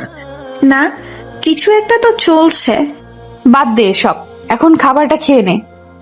এরপর খাওয়া শেষ করে বিল মিটিয়ে ইতি আর অবনীকে বাড়ি ড্রপ করে দিয়ে সোজা অফিসে চলে আসলাম। এরপর সোজা এসে কেবিনে বসলাম। 2টা ফাইল দেখা শেষ হলে, ওকে তুমি যাও, আমি আসতেছি। এরপর আমার কেবিন থেকে বের হয়ে সোজা আঙ্কেলের কেবিনে গেলাম। আঙ্কেলের কেবিনে ঢুকে সালাম দিলাম, আসসালামু আলাইকুম আঙ্কেল। ওয়ালাইকুম আসসালাম, তুমি চেয়ারে বসো। Okay uncle. তাই আজকে তোমাকে রাতে অফিসে থাকতে হবে। ওকে, সমস্যা নাই। আচ্ছা, সন্ধ্যা একটা প্রজেক্ট আছে, আর ওই প্রজেক্টটা যদি আমরা পাই তাহলে আমাদের কোম্পানির 70% লাভ হবে। ওকে, প্রজেক্টটা আমরাই জিতবো, আপনি কোনো চিন্তা করিয়েন না। তুমি যতটা সহজ ভাবছো ততটা সহজ নয় প্রজেক্ট। আমরা পাবো, অনেক কঠিন একটা প্রজেক্ট। আঙ্কেল আপনি একদম চিন্তা করবেন না, আর প্রজেক্টের কাগজগুলো আমায় দেন। এই নাও। আঙ্কেল আমি তাহলে প্রজেক্টের ব্যাপারে সবকিছুর প্রস্তুতি নিতে হবে, তাই আমি আমার কেবিনে গেলাম। কোনো সমস্যা হলে বলবেন। ওকে যাও। এরপর আঙ্কেলের কেবিন থেকে বের হয়ে সোজা আমার কেবিনে চলে আসলাম। প্রজেক্টের ব্যাপারে সবকিছু প্রস্তুতি নিয়ে নিলাম। এখন শুধু প্রজেক্টটা ক্লায়েন্টের সামনে উপস্থাপন করা। দেখতে দেখতে 8টা বেজে গেল। তারপর আমি আর আঙ্কেল কনফারেন্স রুমে চলে গেলাম। এরপর সব ক্লায়েন্ট চলে আসলো। এরপর একটা ক্লায়েন্ট বলল, জি দামি প্রজেক্ট দেখাও। জি আঙ্কেল। এরপর আমি প্রজেক্টর অন করে পুরো প্রজেক্টটা দেখাতে লাগলাম। এরপর প্রজেক্টটা শেষ হলে সবাই হাততালি দিল। মিস্টার চৌধুরী, আমি আপনার প্রজেক্টটা কিনতে চাই। আমিও আপনার প্রজেক্টটা কিনতে চাই। ওকে, ডিল ডান। ওকে, ডিল ফাইনাল। এই নিন, আমার পক্ষ থেকেও ডিল ফাইনাল। এই নিন, 50% আগে পরিশোধ করে দিলাম, বাকিটা প্রজেক্ট হাতে আসার পর। ওকে মিস্টার রায়হান, প্রজেক্টটা আগামী 3 দিনের মধ্যে পেয়ে যাবেন। ওকে, এখন আসি মিস্টার চৌধুরী। এরপর আরো কয়েকটা কোম্পানিতে আমাদের প্রজেক্টর কিনে নিল। সবাই আঙ্কেল আর আমার সাথে হাত মিলিয়ে চলে গেল। সবকিছু তোমার জন্য সম্ভব হয়েছে, কনগ্রাচুলেশন তামিম। এটা আমার কর্তব্য আঙ্কেল। এই প্রজেক্টের জন্য আমরা 80 কোটি টাকা পেয়েছি, আরো 120 কোটি টাকা পাবো যদি কোম্পানি আমরা প্রজেক্টটা দিতে পারি। তাতে আমরা আমাদের কোম্পানি আরেকটা শাখা করতে পারবো। আঙ্কেল আপনি কোনো চিন্তা করবেন না, প্রজেক্টটা সব কোম্পানিকে আমরা দিতে পারবো। তুমি এখন বাসায় যাও। না আঙ্কেল, আপনি বাসায় যান, আজ থেকে আপনার কোম্পানি আমি সামলাবো। সত্যি তুমি সামলাবে? তাহলে তো খুব ভালো। আঙ্কেল, আজ থেকে আমি সামলাবো, আপনি বাসায় যান, আমি একটু পর বাসায় যাব। ওকে, আমি যাই তাহলে, তুমি সাবধানে এসো। আঙ্কেল আপনিও সাবধানে যাবেন। এরপর আঙ্কেল চলে গেল। পিয়ন ডাক দিয়ে কফি আনতে বললাম, কারণ রাত প্রচুর হয়েছে, যার কারণে আমার একটু একটু ঘুম আসতেছে। কিন্তু আমার ঘুমালে চলবে না, কারণ 3 দিনের মধ্যে প্রজেক্টের 8টা কপি তৈরি করতে হবে। আমাদের কাছে মাত্র 2টা কপি আছে। যেইভাবেই হোক আজকের মধ্যে আরো 2টা কপি রেডি করতে হবে। কিন্তু এত কম সময় 2টা কপি কিভাবে তৈরি করব? কি যে করি, কিভাবে যে কপি তৈরি করি? যেইভাবেই হোক কপিগুলো রেডি করতেই হবে। হঠাৎ মোবাইলটা যেন কেঁপে উঠলো। রাত 12টা বাজে, কিন্তু এত রাতে কে কল দিবে? মোবাইলটা হাতে নিয়ে দেখি মাইশা কল দিয়েছে। আমি কলটা রিসিভ করতেই ওপাশ থেকে, তামিম তুমি কোথায়? এত রাত পর্যন্ত অফিসে কিসের এত কাজ, যার জন্য বাসায় আসতে পারতেছো না? এই তো একটু পর চলে আসতেছি মাইশা জানো। ওকে, দেরি করো না কিন্তু, আমি তোমার জন্য এখনো না খেয়ে বসে আছি। কি তুমি এখনো খাও নাই? তোমার জন্য অপেক্ষা করতেছি, তুমি আসলে তোমার হাতে খাবো বলে। আজকে পারবো না, তুমি এখন খেয়ে লক্ষ্মী মেয়ের মতো ঘুমিয়ে পড়ো। কিন্তু কোনো কিন্তু নয়, তুমি খেয়ে ঘুমিয়ে পড়বে ব্যাস। ওকে, তুমি তাড়াতাড়ি চলে এসো কিন্তু। ওকে। ফোনটা কেটে দিয়ে আবার প্রজেক্টে হাত লাগালাম, কিন্তু কিছুতেই পারতেছি না। কি করি এখন, কি করি। এরপর কম্পিউটারে হাত দিয়ে প্রজেক্টটা আস্তে আস্তে আবারও রেডি করতে লাগলাম, কিন্তু একবারে হলো না। তাই 3-4 বার ট্রাই করার পর হয়ে গেল। তারপর 2টা কপি করে বাসায় চলে আসলাম। এইভাবে কেটে গেল কয়েকটা দিন। কাল 3ই আগস্ট, আর আমার আর মাইশার এঙ্গেজমেন্ট। তাই এঙ্গেজমেন্টের জন্য অনেক কিছুর আয়োজন করছে, তাই আর অফিসেও যাওয়া হলো না। তাই আমি আমার রুমে বসে আছি। এমন সময় অবনী আমার রুমে আসলো। আমি অবনীকে দেখে বললাম, তুমি এখানে কি করছো? কেন আসতে পারি না নাকি? না, তুমি আমার রুমে আসতে পারো না। তামিম, একটা কথা বলবে আমায়? কি কথা বলেন? তো ভালোবাসো? কি বলতে চাইছেন আপনি? আমি বলতে চাইছি যে আমি তোমাকে খুব ভালোবাসি, তাই আমি চাই তুমি মাইশের সাথে এঙ্গেজমেন্ট করবে না। সরি, আপনি কে বলার? আমি কার সাথে এঙ্গেজমেন্ট করব না করব এটা সম্পূর্ণ আমার ব্যক্তিগত ব্যাপার। সত্যিই তুমি মাইশাকে বিয়ে করবে? অবশ্যই করব, তাতে সন্দেহের কি আছে? ও আচ্ছা, বিরক্তি করছে মনে হয় তোমাকে এসব কথা বলে। তুমি যতই কাঁদো না কেন অবনী, তোমাকে আমি কোনো দিন ভালোবাসিনি, ভালোবাসবো না, কারণ তুমি আমার অনেক ক্ষতি করছো, যার ক্ষতিপূরণ চাইলেও তুমি দিতে পারবে না অবনী। তাই তুমি আমার কাছ থেকে অবহেলা ছাড়া আর কিছু আশা করতে পারবে না। আপনি এখন এখান থেকে যাননি? যাচ্ছি। অবনী চলে গেল, আর আমিও ঘুমিয়ে গেলাম। সকালবেলা দরজার টোকার আওয়াজ, ঘুমটা ভেঙে গেল। ধুর, ভালো লাগে না। কোন হারামজাদা আমার কাঁচা ঘুমটা ভাঙলো রে? এই কে রে? আমি। ও তুমি? তারপর দরজাটা খুলে দিলাম। মাইশা ভিতরে ঢুকে বলল, তাড়াতাড়ি উঠো। এত সকাল সকাল কেন উঠবো? এত সকাল মানে? এখন কয়টা বাজে খেয়াল আছে? হবে 7টা-8টা। না মহারাজ, এখন 10টা বাজে। একটু পর আমাদের এঙ্গেজমেন্ট শুরু হবে। যাও তাড়াতাড়ি ফ্রেশ হয়ে আসো। ওকে, তুমি যাও, আমি আসতেছি। তাড়াতাড়ি উঠে গোসল করে বাহিরে এসে একটা নীল কালারের পাঞ্জাবি আর পায়জামা পরে নিচে নেমে আসলে আঙ্কেল বলল, তাই তুমি রেডি তো? আঙ্কেল। তাহলে এদিকে আসো, আর এই আন্টিটা মাইশাকে পাঠিয়ে দাও। ওকে আঙ্কেল, দেন। তারপর আঙ্কেলের হাত থেকে আংটিটা নিয়ে মাইশার ডান হাতের আঙ্গুলে পরিয়ে দিলাম। মাইশাও আমার হাতে আংটি পরিয়ে দিলে অনুষ্ঠানে থাকা সবাই খুশিতে হাততালি দেয়। কিন্তু সবাই হাসি খুশি হলেও একটা মানুষের খুব মন খারাপ, আর সে আর কেউ নয়, সে হলো অবনী। তার মুখ দেখে বোঝা যাচ্ছে অবনী এই বিয়েটা সহ্য করতেই পারছে না। কিন্তু কেন? আমি তো অবনীকে ভালোবাসি না, আর একতরফা কখনো ভালোবাসা হয় না। এইসব ভাবতেছি, হঠাৎ স্পিকারের শব্দে ধ্যান ভাঙলো। তখন আঙ্কেল বলল, লেডিস এন্ড জেন্টলম্যান, আগামী 1 ডিসেম্বর তামিম আর মাইশার বিয়ে। আশা করি যারা আজকেও এসেছেন তারা সবাই বিয়ের দিন আসবেন আর তাদের এই জুটিটাকে আশীর্বাদ করবেন। এত তাড়াতাড়ি আঙ্কেল বিয়ে ঠিক করে ফেলবে আমি তো ভাবতেই পারিনি। আমি আর নিচে না থেকে সোজা ছাদে চলে আসলাম, আর ভাবতে লাগলাম কি থেকে কি হয়ে গেল। আজকে আমার এঙ্গেজমেন্ট, অথচ আমার বাবা মা আমার এঙ্গেজমেন্টে উপস্থিত নাই। পুরা কপালে আর কি কি যে সহ্য করতে হবে তার নিজেও জানি না। মা বাবা, জানি না তোমরা কেমন আছো, হয়তো আমাকে নিয়ে চিন্তা করছো। চিন্তা করো না মা, আর কয়েকটা দিন অপেক্ষা করো, তোমার ছেলে আবার তোমার কোলে ফিরে আসবে মা। এইসব ভাবতেছি আর কান্না করতেছি। হঠাৎ করে কে যেন কাঁধে হাত রাখলো। আমি পিছনে ফিরতেই দেখি অবনী। আমি চোখের পানি মুছে অবনীকে বললাম, আপনি এখানে কেন? আগে বলো, তুমি কাঁদছো কেন? আমার কান্না ছাড়া আর কি বা করার আছে? আমার জীবনটাকে যে আপনি তছনছ করে দিছেন।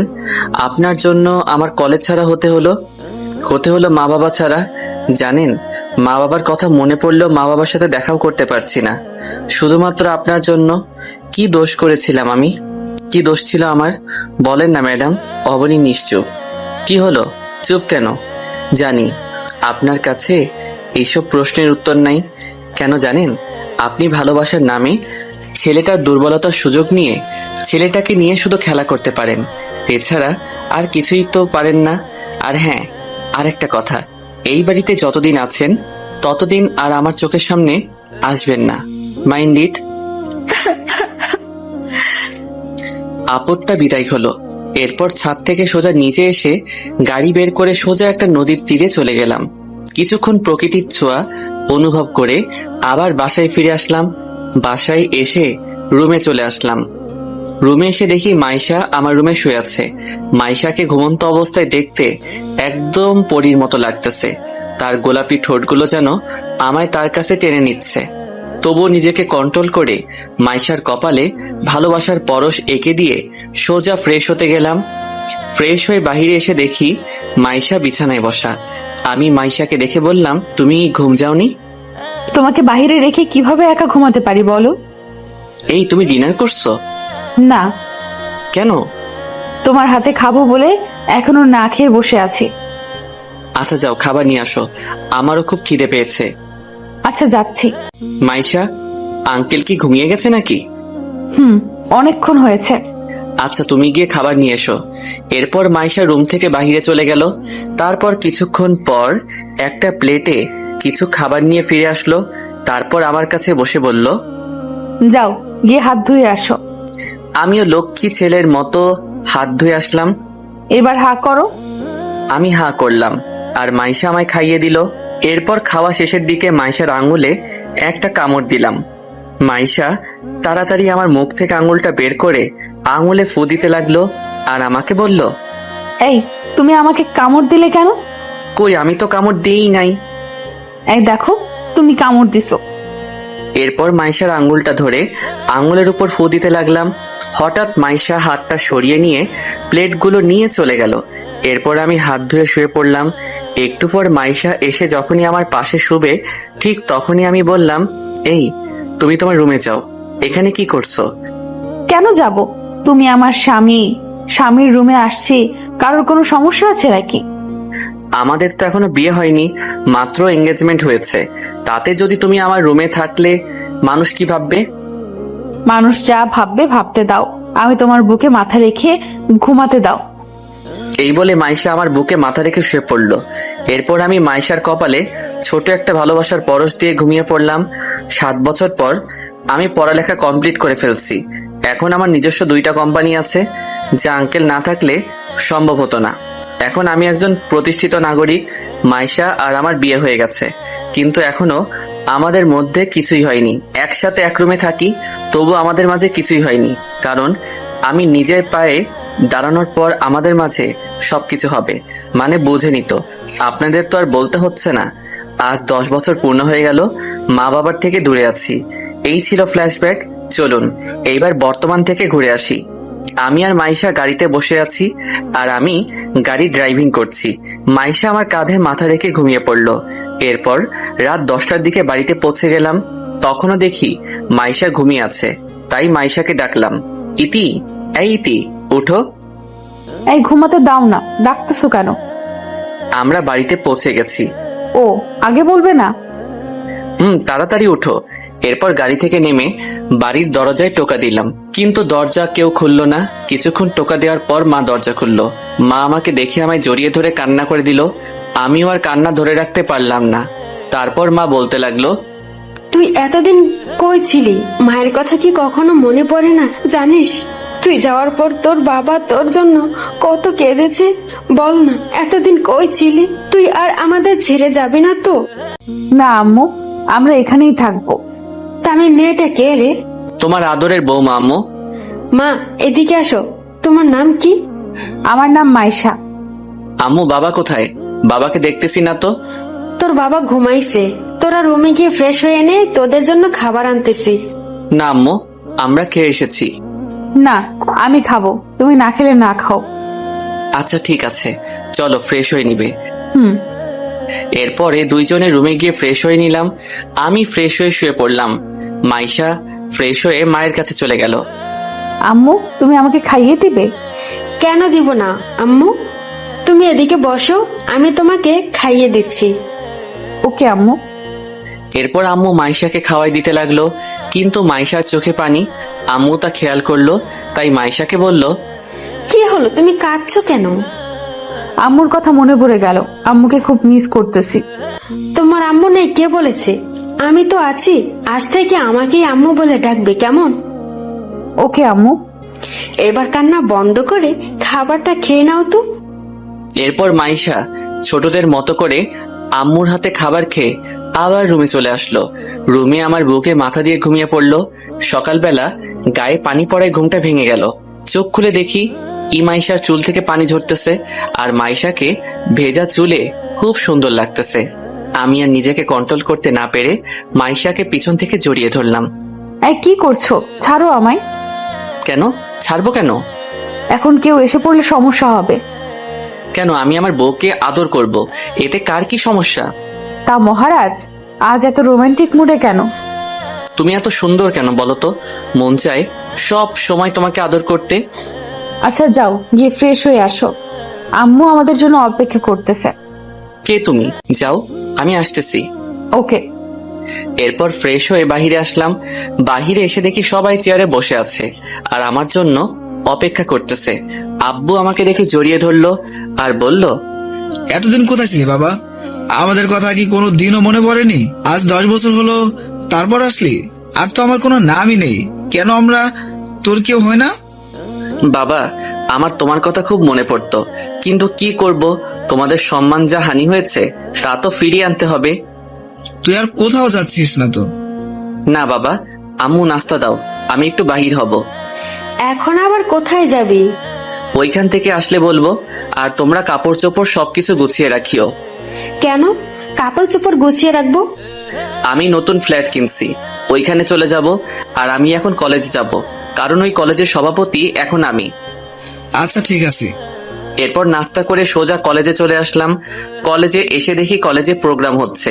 প্রোগ্রাম হবে নাই বা কেন, নতুন সভাপতিকে বরণ করতে হবে যে। এরপর আমি গাড়ি নিয়ে কলেজের মাঠে নামলাম। গাড়ি থেকে নামার সাথে সাথেই কলেজের স্টুডেন্টরা সবাই আমাকে ফুল নিয়ে বরণ করে নিচ্ছে। এরপর আমি স্টেজে গিয়ে বসে পড়লাম। এরপর প্রিন্সিপাল মাইকে অ্যানাউন্স করলেন, মাই ডিয়ার স্টুডেন্ট, আজকে আমাদের কলেজের নতুন সভাপতি তোমাদের সম্মুখে কিছু বলবেন। আমি সভাপতি মহোদয়কে অনুরোধ করব উনি যেন তার মূল্যবান বক্তব্য পেশ করেন। প্রিন্সিপালের অ্যানাউন্স শুনে সবাই হাততালি দিল।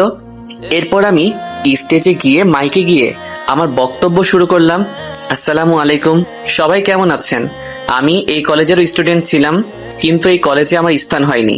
শুধুমাত্র মিথ্যা অপবাদে আমাকে এই কলেজ থেকে টিসি দিয়েছিলেন। তখন সভাপতি ছিলেন মিস্টার চৌধুরী। সেদিন আমি ওনাকে চ্যালেঞ্জ করছিলাম, একদিন ওনার কলেজের সভাপতি আমি হব। আমি আমার চ্যালেঞ্জ রেখেছি। কিন্তু তোমরা সবাই স্টুডেন্ট, তোমাদেরকে একটা কথাই বলবো, জীবনে যত বাধাই আসুক না কেন, কোনোদিন পিছিয়ে যাবে না। শত বাধা বিপত্তি পেরিয়ে তোমাদেরকে এগিয়ে যেতে হবে। সবসময় একটা কথাই মনে রাখবে, জীবনে সাফল্য অর্জন করতে চাইলে অনেক বাধা বিপত্তি পার করতে হবে। তাহলে এই কথাই রইল, সবাই মন দিয়ে পড়াশোনা করবে। ধন্যবাদ। এরপর কলেজে থেকে বাহির হয়ে গাড়ি নিয়ে সোজা ফ্ল্যাট বাড়িটার দিকে গেলাম। ফ্ল্যাট বাড়িতে ঢোকা মাত্রই একটা ভিডিও মেসেজ আসলো। ভিডিও মেসেজটা দেখে তো আমার কলিজার পানি শুকিয়ে গেছে। ভিডিওটাতে দেখানো হচ্ছে মাইশাকে কারা যেন কিডন্যাপ করে একটা বাগান বাড়িতে বেঁধে রেখেছে। আর ভিডিওতে বলছে আমার সব কোম্পানি এবং আমার 700 কোটি টাকা তার নামে করে দিতে হবে। কিন্তু কে হতে পারে? কে আমার শত্রু হতে পারে? কে কে কে কে কে হতে পারে? মাইশাকে কিডন্যাপ করেছে, সে যেই হোক না কেন, যে আমার প্রাণকে কিডন্যাপ করছে তাকে তো আমি ছাড়বো না। সে যেই হোক না কেন, তাকে আমি প্রাণে মেরে ফেলবো। এরপর ওইখানে আর না থেকে বাসায় চলে আসলাম। বাসায় এসে দেখি বাসার সবকিছু ভাঙা, আর বাবা মার নিথর মৃতদেহ মাটিতে পড়ে আছে। আমি দৌড়ে গিয়ে বাবা বলে কান্না করে দিলাম। হঠাৎ দেখি বাবা একটু রেসপন্স করতেছে। তামিম, তুই এসেছিস, কিন্তু তোর সাথে আমরা থাকতে পারলাম না। কিন্তু মাইশা তোর কলেজে সভাপতি কিডন্যাপ করেছে, মাকেও মারার চেষ্টা করছিস, কিন্তু তুই শুধু তোকে বলার জন্য হয়নি, আল্লাহ আমাকে বাঁচিয়ে রেখেছে। আমার সময় শেষ হয়ে যাচ্ছে। না বাবা, তোমাকে আমি কিছু হতে দিব না, তোমাকে এখনই হসপিটালে নিয়ে যাব। এরপর বাবাকে কোলে করে গাড়ির কাছে নিয়ে যেতেই বাবার প্রাণটা চলে গেল। বাবা, বাবা, তোমাদের নামে শপথ করতেছি, তোমাদের খুনিকে আমি বাঁচতে দিব না। এরপর বাবা আর মায়ের দাফন কাফন সেরে বাসায় এসে আমার রুম থেকে 3.888 mm বুলেটের পিস্তলটা নিয়ে গাড়ি করে সোজা অবনীর বাসায় চলে গেলাম। বাসায় গিয়ে দেখি অবনী আর অবনীর মা ছাড়া কেউ নাই। আমি অবনীর মাথায় পিস্তল ঠেকিয়ে ওর বাবাকে কল করলাম। বাবা। মামুনি বল।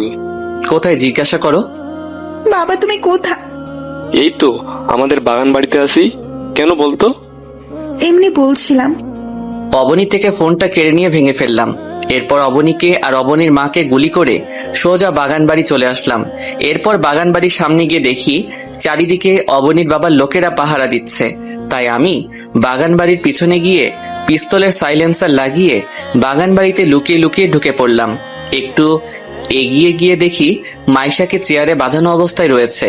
আর মাইশাকে দেখে সামনে যেতেই অবনীর বাবার লোকেরা আমাকে মাথায় পিস্তল দিয়ে ঘিরে ফেললো। একটু পর অবনীর বাবা এসে আমাকে বলল, এই কাগজ আর এই ল্যাপটপ নে, তোর সবকিছু আমার নামে করে দে, আর তোর অ্যাকাউন্ট টাইপ করে পাসওয়ার্ড দিয়ে তোর সব টাকা আমার অ্যাকাউন্টে ট্রান্সফার করে দে, না হলে তুই তোর মাইসাকে বাঁচাতে পারবি না। মৃত্যুর মুখে দাঁড়িয়েও তোর ভয় করছে না? এইভাবে হাসতেছিস কেন? অস্ত্র দিয়ে লড়তে পারবি, কিন্তু অস্ত্র ছাড়া লড়ার সাহস তোর নাই। বয়েস, সবাই অস্ত্র ফেলে দাও। এইবার খুশি তো? আমি তোদের সবাইকে 5 মিনিট সময় দিচ্ছি। 5 মিনিটের মধ্যে যদি তোরা সবাই মিলে আমাকে মারতে না পারিস, তাহলে আমি তোদের মেরে ফেলবো। Let's start the fight. এরপর সবাই মিলে আমাকে মারতে লাগলো। আমার পুরো শরীর রক্তাক্ত হয়ে গেছে। এরপর আমি কিছুক্ষণ মরার অভিনয় করলাম। আমাকে এমন হতে দেখে অবনীর বাবার লোকেরা বলল, বস, হি ইজ ফিনিশ।